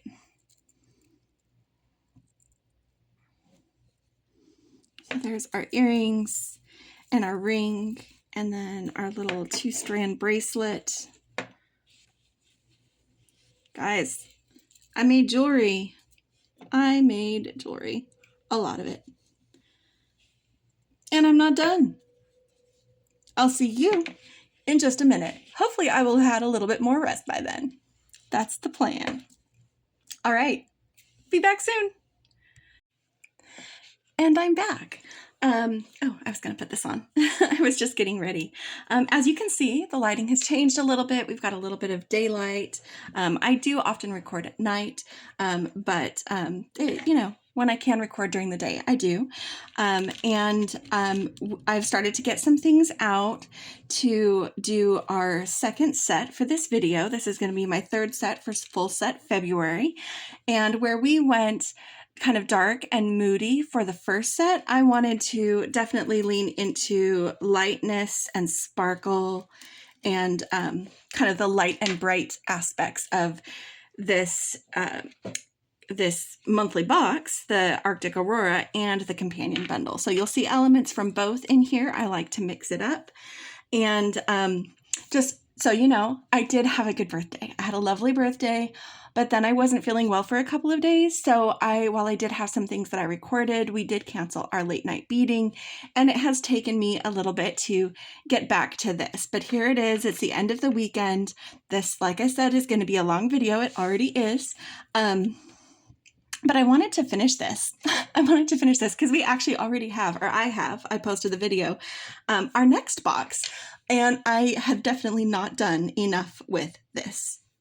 And I really want to celebrate some of these bright colors and things that we have in this bracelet. Now this bracelet, while it will go with this set actually quite well, I am going to make another bracelet.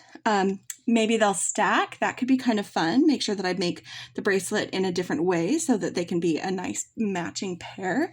But this is the one I made when I opened the subscription box earlier in January. So there'll be a link to that in the description. I was wearing it when I was making the other stuff too. But I've slept a couple times since then, so I don't remember everything that I told you. So this design is going to be a strung design. I'm going to be using medium soft flex in white quartz color. Some tools that I'm adding, because this is a strung design, are my magical crimper that I thought was out on my desk, but it wasn't, but I got it now. It's here. And we're going to be, I think that's it for the tools that I'm adding, because I was using most of the other tools for the other set. Yeah. We're going to be adding in a lot of things. Most of this is going to be from either the companion bundle or the subscription box. I'm going to use this clasp for the necklace because I only have one more of these clasps left, and I like it for a bracelet clasp. So this is going to be a bracelet clasp, which I'm actually already using this one here. I might change my mind when I go to put this together. We'll see, because I do have more of these. So I am adding this from my stash, and also I have used some of my Stardust spacers, but I love the Stardust spacers, and I bought a bunch. There's 4 packs in here. So I did get these as box extras. In fact, when they came up again, that order hasn't been delivered yet, but when they came up again, because they're nickel-free, guys, and they're so pretty. When they came up again, they had like 7 that they'd held. They always hold some in reserve in case some shipments don't get delivered or are damaged and they need to send out replacements, right? And so they went back into the shop. Those inventories went back in. That is one place you want to watch. If you saw something that sold out, that especially if it was part of a big collection and they might have additional, keep your eye on the leaving soon section, because that's going to be the easiest place for you to see what low stock items might have been added back into inventory to go shopping. And they did do that with some things from the subscription. So I have some extra bags of this because I plan on using these a lot. A lot of you know I love to use seed beads in my strung designs to help give it that light. I'm going to be using these Stardust spacers kind of in that place instead, because I love them.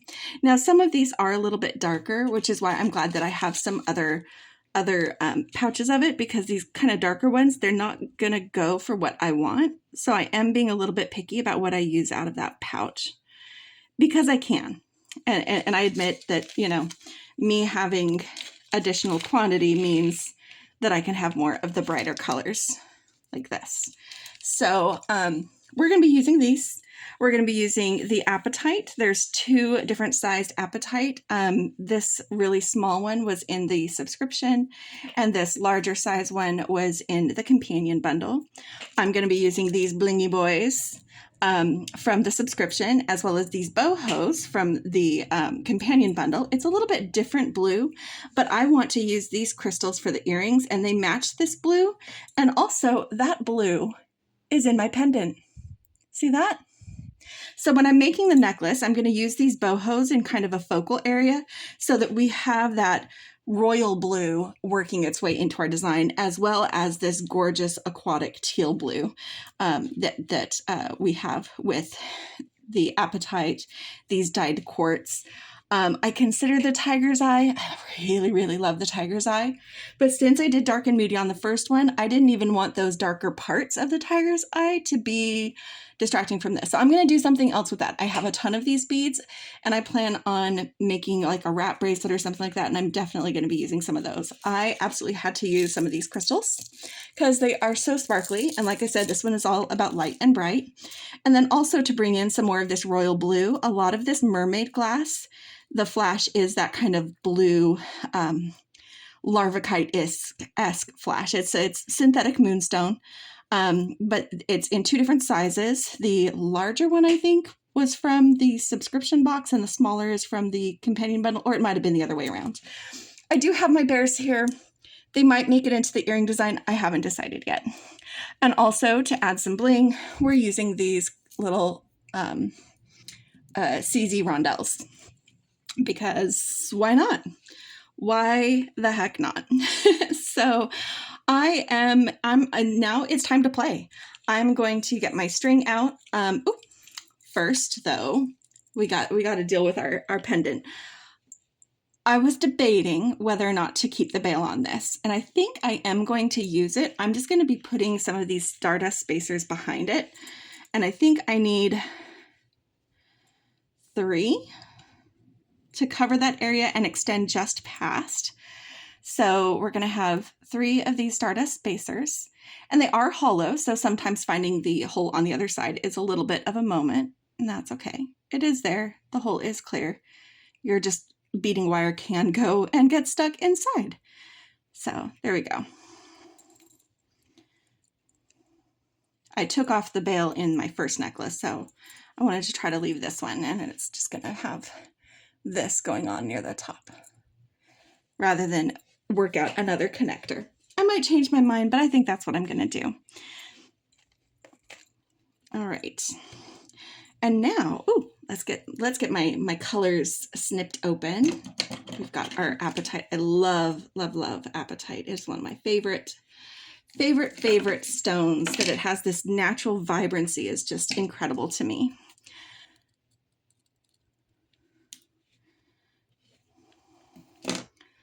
Sometimes it is more subdued. Sometimes it is. That is true. But this is really nice. Okay, I have to move some of these things out of the way. Okay, these are for earrings, so they'll definitely be later. And get these guys where I can reach them and be on camera. Okay, had to check to make sure where we are on everything. And I don't know if you noticed, I am filming this on a different device, so when I come close to the camera, it does do the adjusting. Instead of staying in focus no matter where I am, it does do that little bit of an adjustment. I hope that hasn't been bothering you, but this is the device that has more storage space. And I knew going into this that this was going to be a lot longer video. So because of that, I wanted to make sure I had enough space for that. I'm gonna go. So did that. This is me just playing, trying to figure out a pattern, figure out where I want to put certain spacers and things. I might be going back and adding in some of those Stardust spacers that I was talking about. Oops. I'm just seeing how things look. Sometimes I have a more difficult time just looking at them and imagining exactly how they're going to look and stack up and set together. And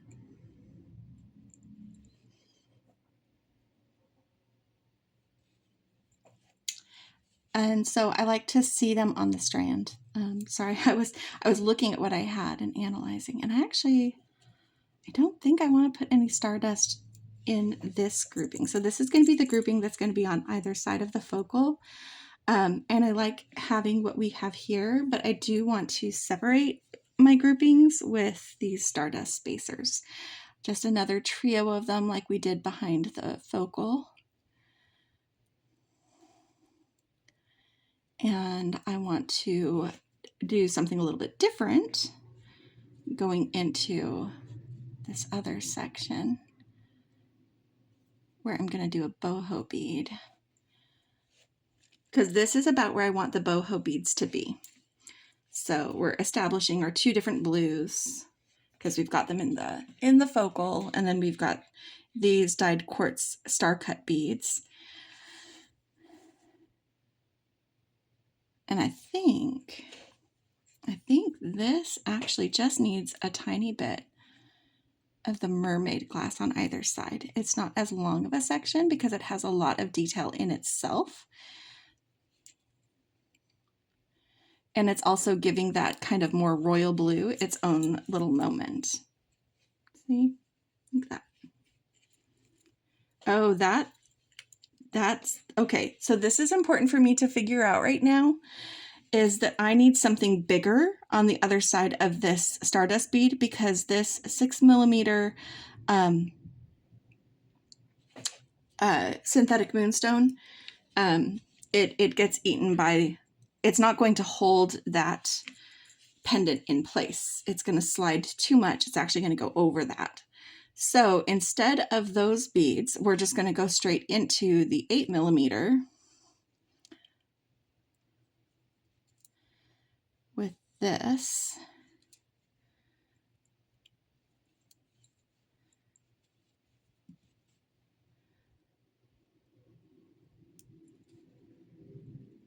A little bit shorter of a section. I do need to use those smaller apatite elsewhere to kind of make up for it. Oh, forgot that.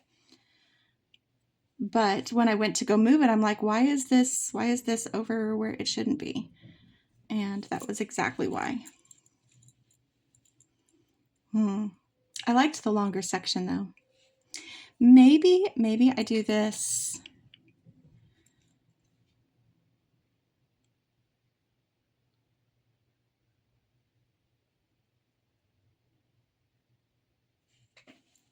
Let's change this.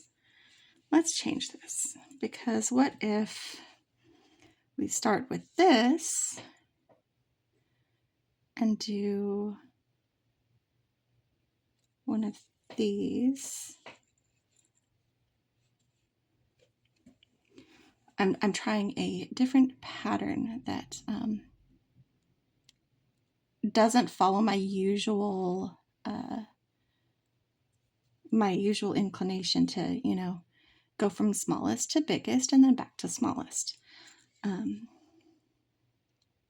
try this, because I do like to try new things. Then we do this with a rondelle and then one of these blingy boys, because I do want to use those blingy boys.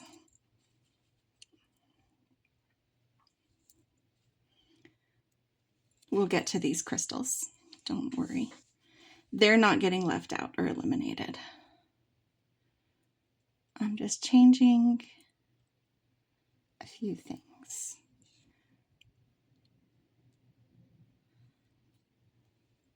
Okay. So far, so I came to the blingy boy, and now I'm mirroring back to this star cut dyed quartz.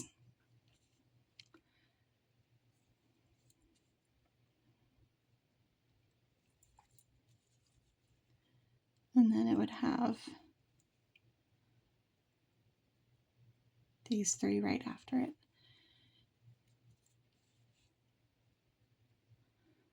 More of an undulating pattern that actually I think fits like the shape of this pendant. Okay. And then because we took this super blingy crystal, which I love, out of this pattern lower, instead of using the mermaid glass on either side of my boho bead, I'm going to use these big beauties. I don't think that I want one of these in between each, but I'm going to check, see if I like it. I'm going to do one side with and one side without, then hold it up and see. Boho beads are another one of those. It can be hard to find the hole on the other side. And then one without. So this is auditioning it on the strand. Actually, I do like it. I like it with that. It doesn't cover up enough of the boho bead to be a problem, but it also helps with making that dimension look right. Let's do that.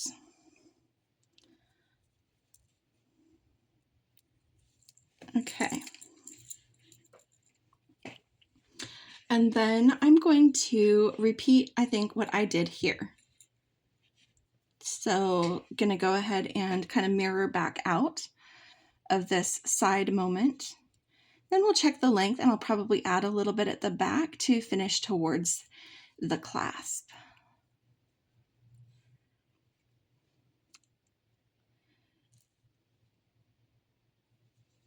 But again, this is celebrating a lot more of that lightness and brightness and some color.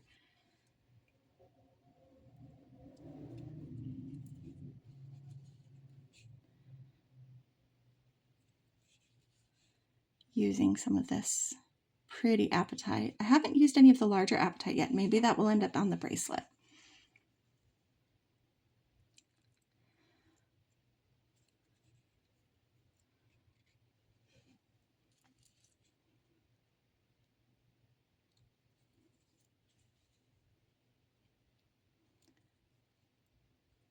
And I like this pattern and using 2 of these blingy boys on either side.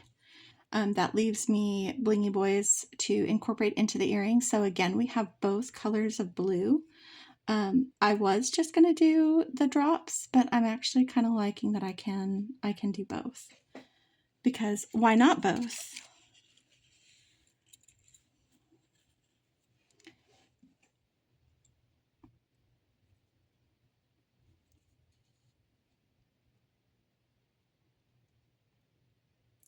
Finding the hole on these little 3mm beads can be really hard. I think these are 3mm, I don't remember. My sheet. The apatite was, yep, 3mm. I was right. Okay, and then the 6mm moonstone and our star cut dude. And then some stardust spacers.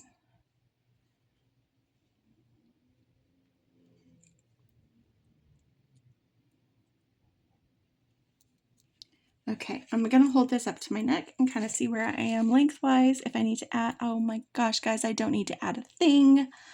This is gonna be perfect for clasping and attaching my magnetic. Like, you see why I chose this magnetic clasp. It's gonna go perfectly with all of these blingy bits in the middle. So, perfect, perfect. I am going to get out my magical crimper as soon as I locate my crimps. They were here. There they are. I'm going to be using my magical crimper. I'm going to go ahead and crimp this side, and then I'm going to go off camera and string the other side, since I just did all the designing with you on this side, and show you how we finish the clasp on that side. But let me get this. And I am making this as more of a collar length necklace. Our first one was longer. This one is more collar length. They do both have abalone pendants, so I don't know that I would stack them together, but yeah, you could play with that. You could play with that idea. One is definitely more purple and dark blue, and this one is more aquatic, and I wanted to do that. I wanted to do 2 sets that are feel and look completely different. So the magical crimper, let me see if I can zoom in a little bit so you can see this more easily. Okay. All right. The 2x2, so it only works, or it works best with 0.018 to 0.019 beading wire. If you use finer wire, stuff some more wire in there to help fill it up. And if you use larger wire, you might not be able to get it to do a second pass. It just will fit more snugly. But it only works with 2x2 crimp tubes, and using a crimp tube that has a decent sized wall is really important. I am going to be using jump rings to attach my clasp, so I'm going to go ahead and just make my loop as it is and not attach anything to it. And then I'm going to center this tube inside this spherical concavity. This is where we're going to compress this tube into a round bead. So you're just going to center it in here and give it a little squish. And you can see it will have pinched down those 4 corners. Turn it 90 degrees so it's straight up and down inside your tool, and give it another little squish. And then open the jaws and rotate, giving it little squishes when you do. If there's a little bit longer direction, make sure you squish that way. You'll know you're done when there is no longer any resistance, and that dark center that we used to see on that hollow tube has gone away, because we will have compressed all the way down, all the way around the edges of this tube to make it a nice little ball of crimp that is smooth and strong. It just bites into the nylon coating on that beading wire. And then you can just take this and snip off your excess wire. Some people tuck it back in. I always have problems with whatever my tails are working loose and then jabbing me in the back of the neck. So I don't do that. But if you're more practiced and you want to do that, you can. That's just a choice. So what I'm going to do before I pause the video is I'm going to go ahead and decide how much more of this beading wire I need. So I need enough to finish this as well as to crimp, and I like to have a couple of inches to do that. And then snip that off. I'm going to go back out to, I'm going to go ahead and pause this. Let's go back out to a normal range. Yep. And I'll pause this and be back for the other part of it. Okay guys, we're back and I have strung the exact same pattern on the other side. You can see here I was just comparing to make sure that I hadn't missed any beads, so you can see how they line up. And I am going to do my second crimp. There's a couple of things that I do differently when I'm ending a necklace. First off, make sure you've got enough coil down here on your necklace so that you don't have a stiff necklace. But this crimp needs to be right up against these bottom beads. So I am getting it down here. And then as I'm pulling this tail through, I'm holding the crimp where I want it, but also making a little bit of space between it and those last beads on my design. And the reason for that is because I need to make sure I have enough room to use my crimper without the other beads getting in the way. Like I said, I often use seed beads, and so I don't want to break seed beads or crystals or deform these other beads when I do this. So I'm not actually compressing yet. I'm figuring out the positioning, making sure that's right, and then go ahead and center it like I did the first time. This time though, I'm not going to take it out and show you the ravioli because I already showed you once, and you do get a feel for it. You can tell when you're not centered and it's off. And if I know that I'm good, then I can just keep going around, just opening it enough to turn it and give those little squishes. Because I found that it's easier to make sure you stay centered. It's important that you start centered and that you stay centered if you're not removing the crimp from the tool very much. So it's just like that. That's my second crimp. I'll do it twice more when I make the bracelet, but I won't be demonstrating them as much. You'll just see me do it on screen. So if you like that repetition, that you've got it. Now I'm going to go ahead and use this magnetic clasp. Get out my pliers that I was using earlier. And I am just going to open this jump ring on either end. These sparkly clasps are ones that they don't have them at the Bead Box bargains. I do have to make sure I get nickel free, but I get them from Amazon. I'll put that link below in case you are also wanting to get some. They come in this kind of silver tone, which is a little bit more on the sterling silver side than a bright silver. As well as gold, and you can get like a mixed thing or you can get just one or the other. I started with kind of a mixed thing, but since I use them often enough, I just replenish whichever color I am needing most when I need to buy more. So the same listing will take you to all the options. But they are one of my go-to clasps. I really like them. But the jump rings that come with them, sometimes you get janky jump rings with stuff. These ones have always been pretty solid for me. So I use the jump rings that come with it. I just take off these lobster claws because this is something that even if you don't make jewelry, if you have an existing piece of jewelry and you want to add a magnetic clasp, you can do it just using those lobster claws. So that's why they're there. I have left them on previously when I wanted the extra length, or the adjustability of being able to remove a portion of the clasp without having to restring the whole thing. So that's what I use that for. So here is our necklace, and I love this, guys. I'm putting it on. I know you can't see it, but I'm just checking to make sure that this is all fitting exactly where I want it, and it is. It hangs just past my my collar. The weight of the pendant puts it right on my breastbone. So it's like just below the hollow of my throat. And those boho beads are right up at the top of my collar so that you can still definitely see them as part of this design. In fact, it's going to put them in fairly close proximity with the crystal dangles that we're going to add to the necklace. So that's actually kind of perfect. Kind of perfect. So we're not doing the earrings yet. I've set aside a few beads just to make sure that I don't use them. Let's make ourselves a bracelet. And like I said, I want to do one that can be worn with this one, but that isn't a direct match to it. So I want to use more of the apatite and some of these sparkly crystals because I didn't use them in the bracelet. So yeah, I do really love these stones. Maybe they'll be part of it. As far as the bracelet goes, I'm actually wondering, no, not that. Trying to decide if I want a focal for it or not. I didn't really have a focal for this. So probably not. So that means I'm just going to start on one side and we're just going to make it until it's the right length. How does that sound?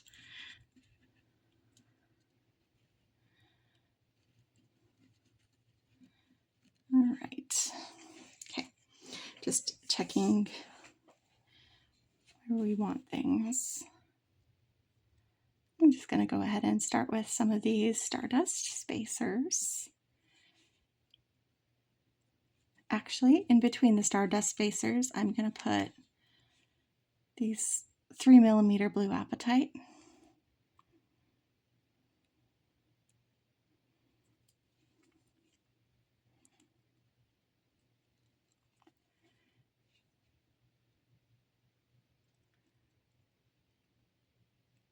Oops. There we go. And then we'll do one of these spacers. And then let's do one of the larger apatite and a spacer. And then one of the 8mm moonstone and a spacer. And then we are going to use some of this quartz, but we're using it in a different way. I am going to go ahead and use this quartz, a spacer, and then one of these crystal blingy boys. That one felt a little scuffed up. I'm going to set that one aside. And then I'm going to come back out of that. I'm not tied to any one thing. I can always add or subtract from the other side before crimping. But this is giving me a little bit of an idea of what do I want to do, how much space is it going to take.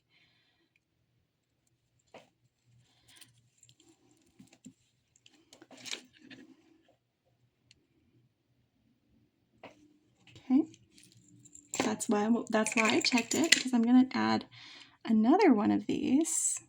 I'm going to have 3 of these in the middle.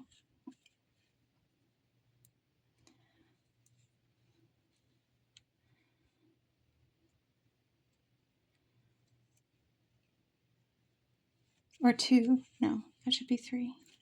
Let's see. Yes. Yeah.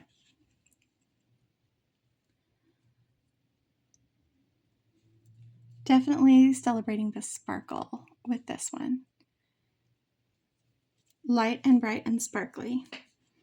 That was my 100% goal for this set, our second set.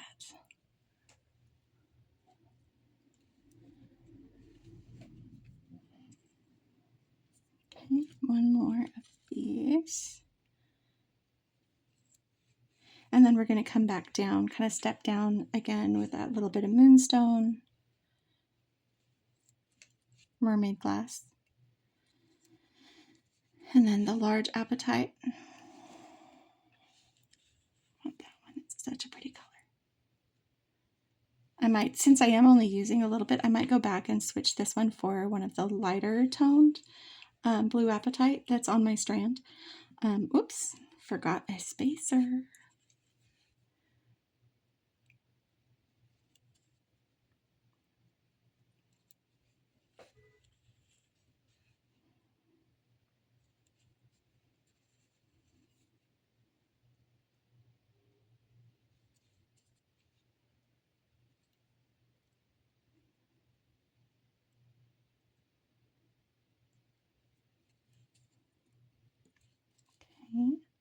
This should be about 17 centimeters. I like my bracelet to fit.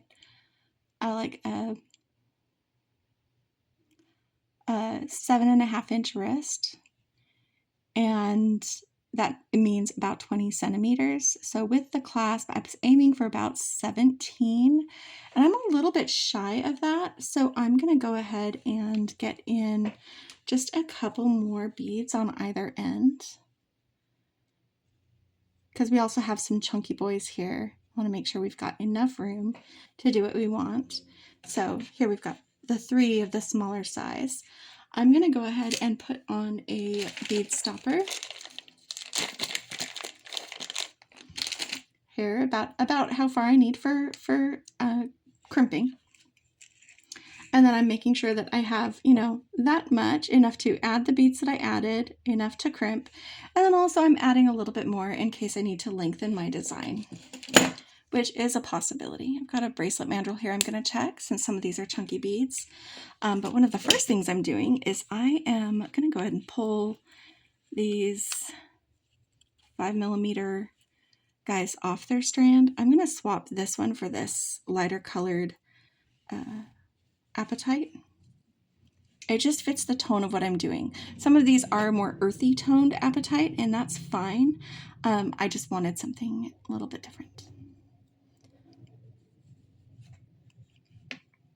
And I am making sure I've got those extra couple of beads when I put these back on after I made that change. See, that feels like it fits a little bit better. I like it.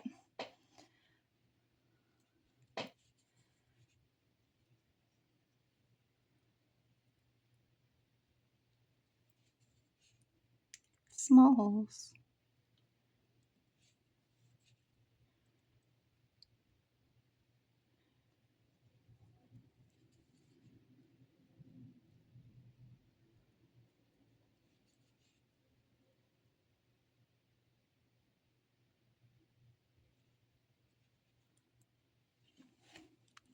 And one more of these. All right, so got a bracelet mandrel here, and I am aiming for, like I said, a 7.5-inch fit with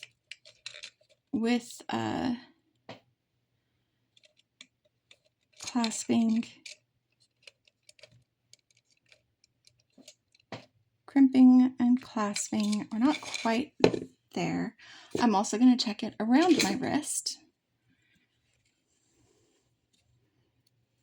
just to see how much that looks like, because this looks a lot closer. Whoa, I just lost 2 beads. Did you hear them? Did you hear those guys go? They were like, yeah, no, you'll find us later. I should have used a stopper on the other end before I did that, and I did not. That was my fault. I can blame the beads all I want, but that was my choice. Because I did think about it. I thought, should I stop this end? No, it'll be fine. It'll be fine. Guys, stop the other end. For one thing, it's going to hold the beads more in like the actual position of how they would be on your wrist. Oh, that's pretty. Okay, so this is wrapped around. I do like my bracelet to fit loosely, especially when I'm using a magnetic clasp. And I think this is actually where I want it to be. I think if I followed precisely the bracelet mandrel, I might not be there. Because this plus a little space is going to move freely. Let's do it. Let's do it. All right, I'm going to go ahead and start with this side just because I have more room already on it. Because the first crimp is always the easiest. You don't have the other beads in the way. And like I said, I'm not doing a full demonstration, so I'm not zooming in for this, but I am doing it on camera so that you can watch my process. We are doing our full set February. Beki defines hers by being a bracelet, or a necklace, bracelet, earrings, and a ring. And I have been trying that. My first 2 sets have had rings. I don't have that many ring designs that I know and am familiar with. I'm also trying to figure out what does my full set look like. I haven't decided if that includes, yes, I have a really, really noisy, loud neighbor that is deciding that Sunday afternoon is the perfect time to rumble down the street in like a retro, like looks like a 70s car. That's not fancy. Like it looks like gunmetal gray. But it sounds loud. It sure sounds expensive. Little muscle car. Anyway, sorry. A little bit of a gripe. He did that while I was paused earlier and you couldn't hear him, but you definitely, that would have absolutely come through the camera. I apologize for the noise. All right. Do my other crimp here.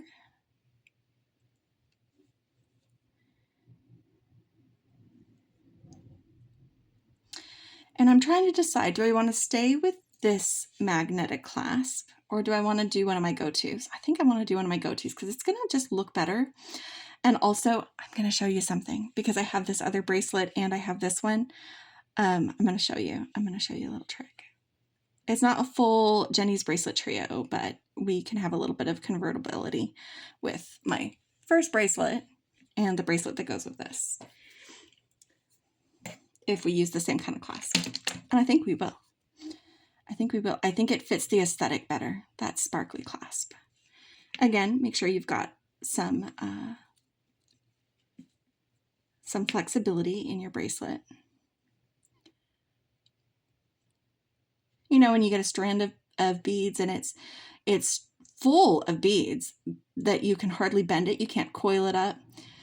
That's what we're trying to prevent, is having so many that it's stiff and it doesn't coil properly.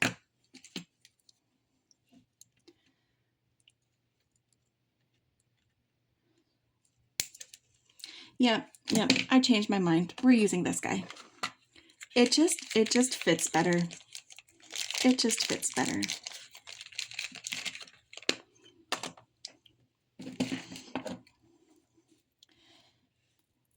Getting these guys. Like this and like this. Just taking that off and popping this on.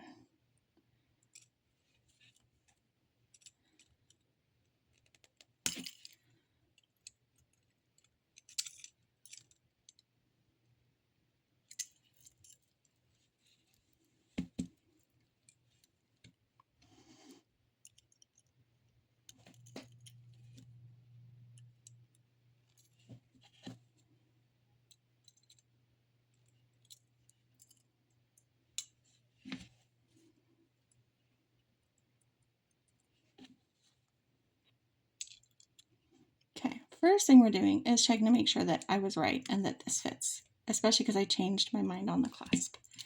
I still think it's going to be fine, but I do need to make sure that it fits. Is that jumping? Not feeling like it's closed. I don't want my beading wire to slip free, so I'm just giving this a little, it's closed. It is closed. All right. So first thing we're doing, putting on the bracelet. Oh, it's a perfect fit. Look at how that slides on my wrist, but it is not going to roll off on its own. So that's a perfect fit. It looks adorable stacked with this. Ouch, that pinched. Sorry. It looks really cute stacked with this. We did use some of the same stones and beads, but it's its own separate thing.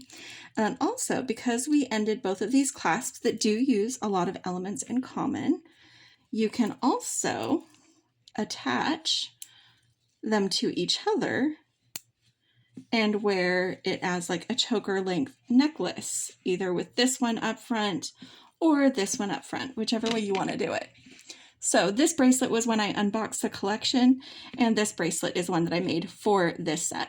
So I just wanted to show you that real quick, that is one of the things. If you have bracelets, I like to do trios where you can use it as a choker with a bracelet or as a 22-inch necklace, but that can also work with duos. So yeah. Yep. Okay, so we have a bracelet, or we have our necklace, we have our bracelet.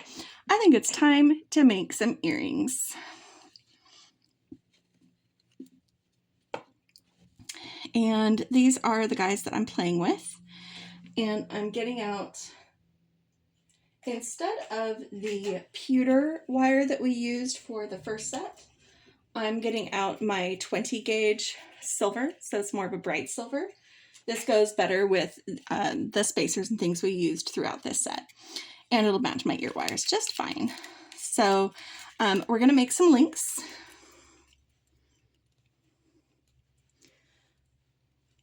Now these are a front drilled hole. I might be able to attach it directly to my link, but I think it's going to have a little bit more swish and sway if we attach it with jump rings. I'm getting out some silver jump rings that I think will, because it needs to go through that hole, and that's going to be a straight hole going through. I'm going to see if I can do it with this without having to do my jump ring trick, because I don't want them to be huge jump rings, but I also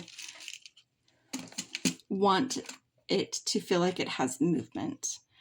So let's do that first before we create a link, is I want to figure out my dangle. See if I can get this on here without, I can. Okay. So they're kind of big, but I didn't have to flatten out that jump ring. You can do that to go through a straight thing, but it can feel a little wonky doing it. So these ones are about a 6mm jump ring. Might be 7, but I think it's hard to tell. I do not have them labeled. Okay, so because of this and because of the direction of the ear wires, those are parallel to each other. We need to make sure our one link, if we're doing just one link, is parallel so that it fills that space between them. So that's what I'm going to be doing. I've got my round nose pliers here, again, that we used earlier, and let's play with putting some things on a pin. So I really like these things, and I did save them to use with this, but I don't want this to be a heavy earring, and so I don't know if these smaller moonstone will hold the rondelle steady or not. We used them with the larger, oh, yep, I think it will. So this holds the rondelle steady. We can do this.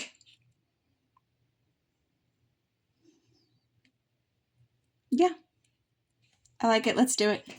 Let's do it.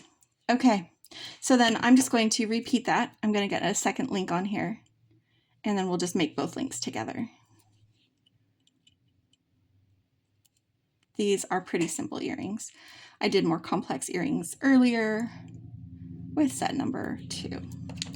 That involved varying lengths of chain and figuring out how to get it to hang with the drop that I was using there, but not using at the bottom.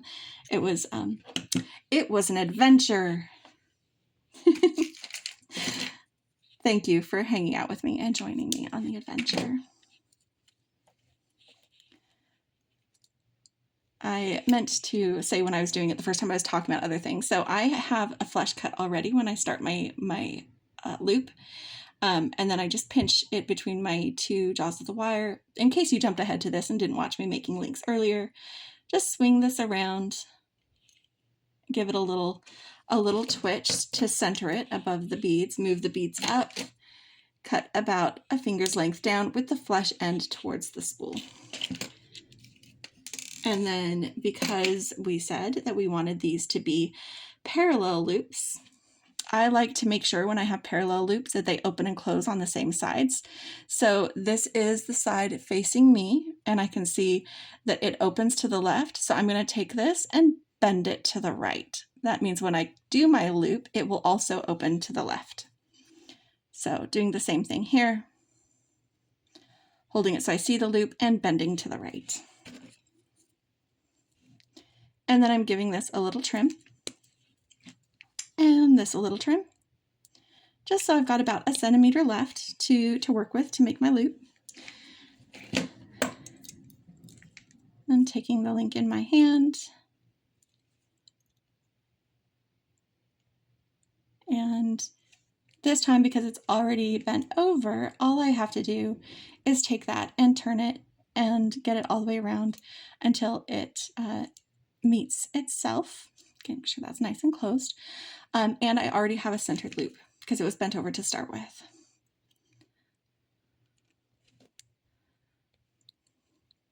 And the same again on our second one. All right. And then I'm just going to take each one of these links, hold it in my hand, and I'm taking one and see where, actually it doesn't matter because we're using a jump ring to attach it. This part doesn't matter. So attaching the jump ring to our loop gives us this. And then open this side. And you just want to check to see which side this is. This is the back, so I'm making sure when I put on my ear wire, this is also the back. Just like that. Why did I only get out one ear wire? Didn't I get out two? I thought I heard like a bead fly. Maybe it was, no, it was a bead. Where's my other ear wire? Guys, I'm crazy. I have no idea where the other ear wire is. So here's another ear wire. There we go. Easy solution. I don't have to dig around looking for an ear wire that I may or may not have gotten out.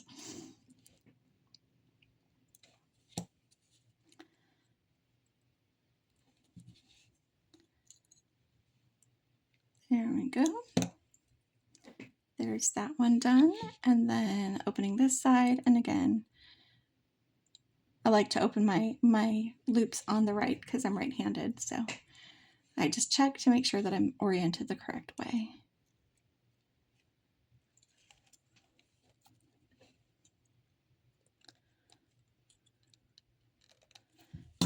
And there we are. We have earrings, we have necklace, we have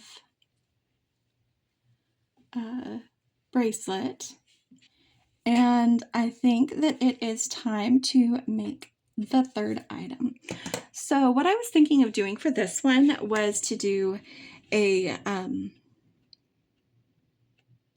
I was thinking of doing a purse charm, and I could still do that.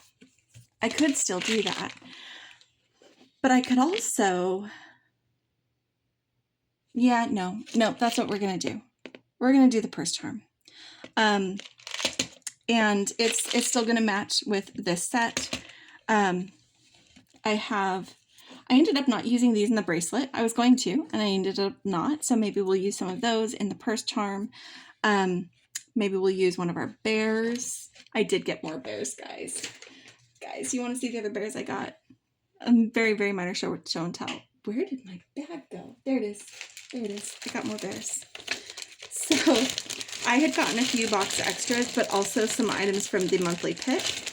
And so I got these like silver bears and these jet bears that say that they're spice. And then I got these black stones with like the blue AB. They're so pretty. Like I said, not done with this. But I have, so I can still use bears for something else. I have another set of the white quartz bears. So just showing you the other guys. I'm not using them for this. But I can absolutely make a purse charm with this. Or maybe it's a gym bag charm. Maybe I make it less blingy and more earth. No, because this is a set. It's meant to go with what I'm making. I'm fine. Everything's fine. Okay, first thing we're doing is turning this guy into a dingle because, yeah, he just needs to be. So I'm getting out a head pin, and I'm just doing a flat-topped head pin so that I don't have to worry about having a bead underneath. Hopefully he doesn't slide through. Yeah, this is a big enough head. It's a big enough head that it will stop the hole. But see, it doesn't need to be a very big one. We're just going to do this. Slide this up into the bear. Oh, maybe. Yep. There we go. And then let's go ahead and put a stone atop him. Let's do apatite. No. Feels weird. Nope. He's just going to have a loop. He's just going to have a loop. I am using, since this is a stainless steel head pin that I just used here, I am going to go ahead and use some memory wire cutters. I'm going to go ahead and fold it over first. There we go. That's going to hold him in place. And then I'm going to use these memory wire cutters to cut this down to about 1 centimeter, as we do. And then I'll make a loop. Helps if you grab the right tools. All right.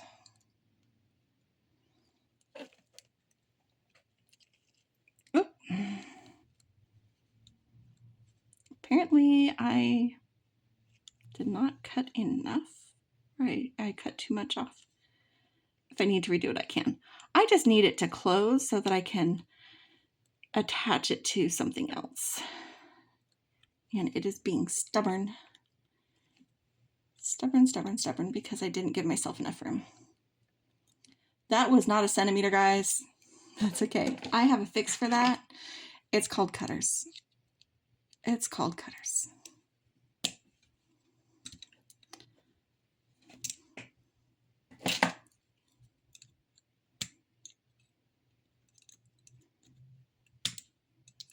Except that I have to use the memory wire cutters and they don't cut flush. I can't cut up against the bead. Okay, this is not how this is supposed to go. Okay, I'm doing something, do what I say, not what I do. I am using some regular flush cutters, but not my nice ones. These are some old ones that are already dinged up. I just need to get in here and be able to cut that flush so that I can get this pin out.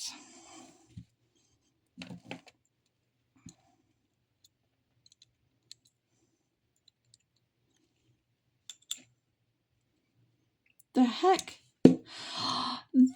The end of this pin just sheared off instead of freeing this.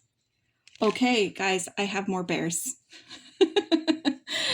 That's enough of that shenanigan. I will ream that out later if I can't get it out another way. Like I said, I have more bears. We'll use this one. He has a little mark on him, but that's okay. Okay.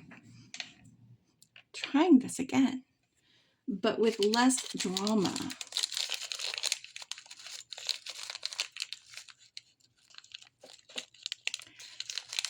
I swear, they look straight in the bag until you pull them out and they're like, nope, that one's crooked. No, that one's crooked. And that's normal. That's normal for head pins. It's okay. It's just I need it to be straight to get my bear on there nicely. All right. There we go. Still bending it over.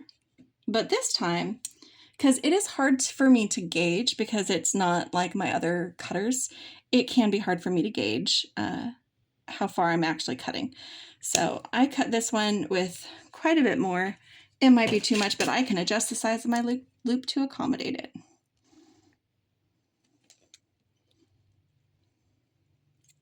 There we go. He is now a dangle. He is now a dangle. Put these other guys away. All right. And then I'm going to go ahead and use, where did it go? Nope, that's fine. I'm going to use this and I'm going to make just a strung length. What I haven't decided is if I'm going to make a couple other things to go with it. Like, is it just going to be the one length or do I add a couple of lengths of something? I haven't decided that part yet because I've only ever made one purse charm, and that was last summer, and I gave it to Beki, and it was one that I wire wrapped. Okay, so let's get some beads on a wire.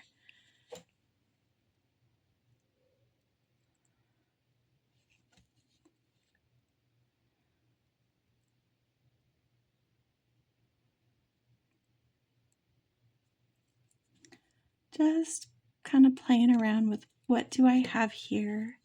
What's going to add some color? It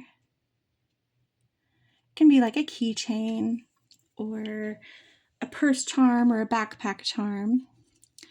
I feel like, yeah, we're going to do that. Let's do this first.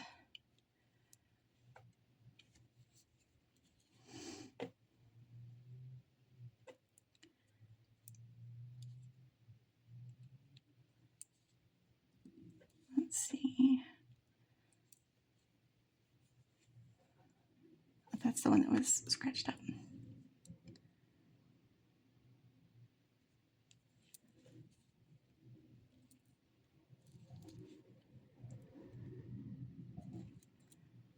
Just playing around a little bit.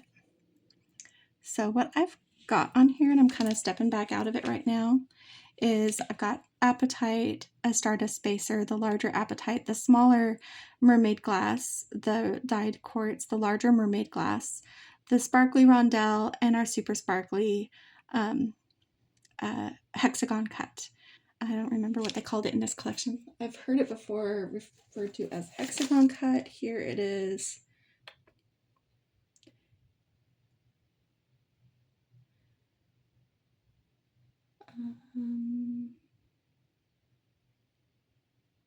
I don't remember. It doesn't matter. Star cut. No. It's okay. We'll do this.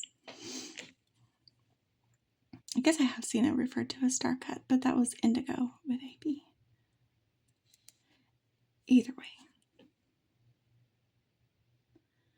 Just celebrating some more of that color. Making a little bit of a length, but not ridiculous, I don't think.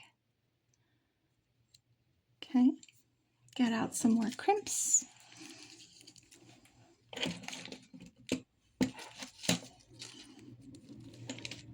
So I think that's a good charm length. Yeah.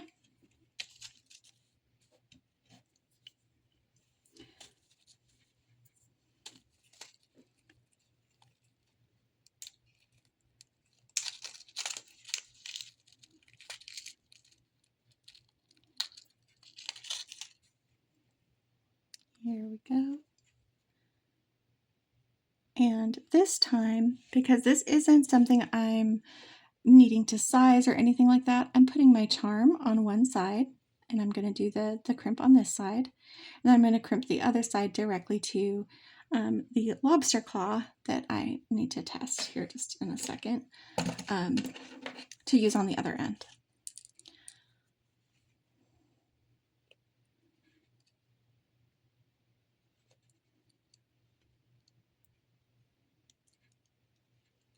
That one started out wonky, I'll be honest. It always throws me off a little bit when I have something on the thing, since I do so rarely crimp directly. And so my first squish was definitely not centered. It still holds, this crimp does, but it doesn't look pretty. So I'm going to snip it off and do it again. I don't have to, but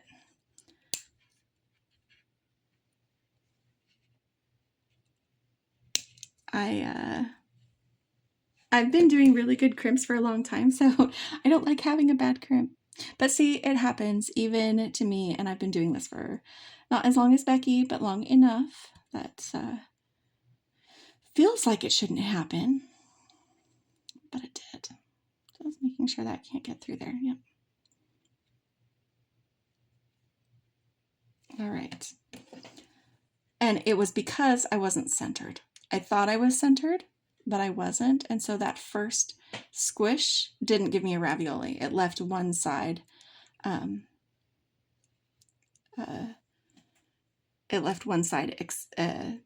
completely circle. So I could tell, like I said, I could tell I messed that one up. But I wanted to describe to you what had gone wrong in case you've had something similar go wrong. Maybe that adjustment, making sure that you're centered, will help you, because that is a common thing. If you think you're centered, but one side is still round, then you're not actually centered. So that was what had gone wrong with mine. All right. Let's snip off enough to crimp the other end. And this time, I'm going to crimp directly to a lobster claw.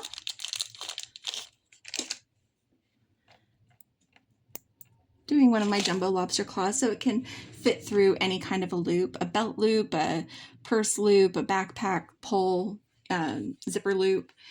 It can fit on any of those things, and it's also cute. So, getting out one more crimp tube. Since I used two on one end, that's all right, guys. And this one, it doesn't matter how curvy it is. So you can choose to make it more stiff or loose. That's entirely up to you. Again, since it's not actually being worn as jewelry on a person that needs to curve around a wrist or a neck, you can do it how you want.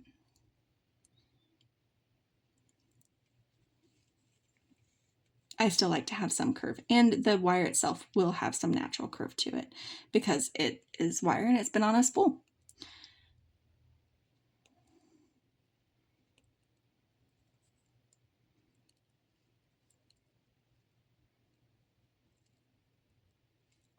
Here we go. There's that crimp. Guys, I finished it. I finished 2 full sets. I did warn you this was gonna be a long video. And you did come along with me. Oh, you know what I didn't do? Attach it to the, that's okay. I have a jump ring right here that I got out earlier and I didn't use. I wasn't planning on using a jump ring, but this one will do. How many of you saw me doing that? I said, no, Jenny, attach your clasp. I told you I'm really not used to doing that. That's okay. I can fix it. Okay, so I will be right back so we can take a last look at everything that we made and wrap up this video. Okay, it is actually really difficult to get all of this to fit.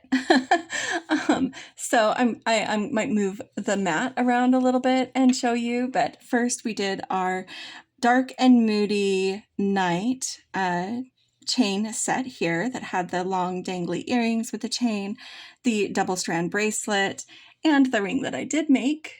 So I did make one ring in this video. That's more Beki's definition of a full set. Still figuring out mine. I went ahead and contrasted this moody chain set with this bright and shiny. It's all about light and bright and color. Also with an abalone pendant, that this one happened to have more color than this one, which is why this is the choice that I made. And then the earrings that incorporated a couple of different colors of blue, which are all found in the stone. And instead of making, so we made a necklace, earrings, and a bracelet, which this bracelet stacks well with this one from the unboxing video. And then I made a purse charm for my 4th item on my 2nd set. So that's it. Thank you for hanging out with me. If you watched this whole video, thank you. If you jumped ahead and just enjoyed certain parts of it, also thank you. Either way, I am glad that you are here for this. And I had a lot of fun making and enjoying and just having a delightful time with the Arctic Aurora collection. I might still do a wrap bracelet or something before I'm done with those beads. I love these beads. Anyway, I hope that you had a great time. If you liked this video, hit like. If you want to see more, subscribe. And as always, my friends, happy beading, and don't forget to play. Bye.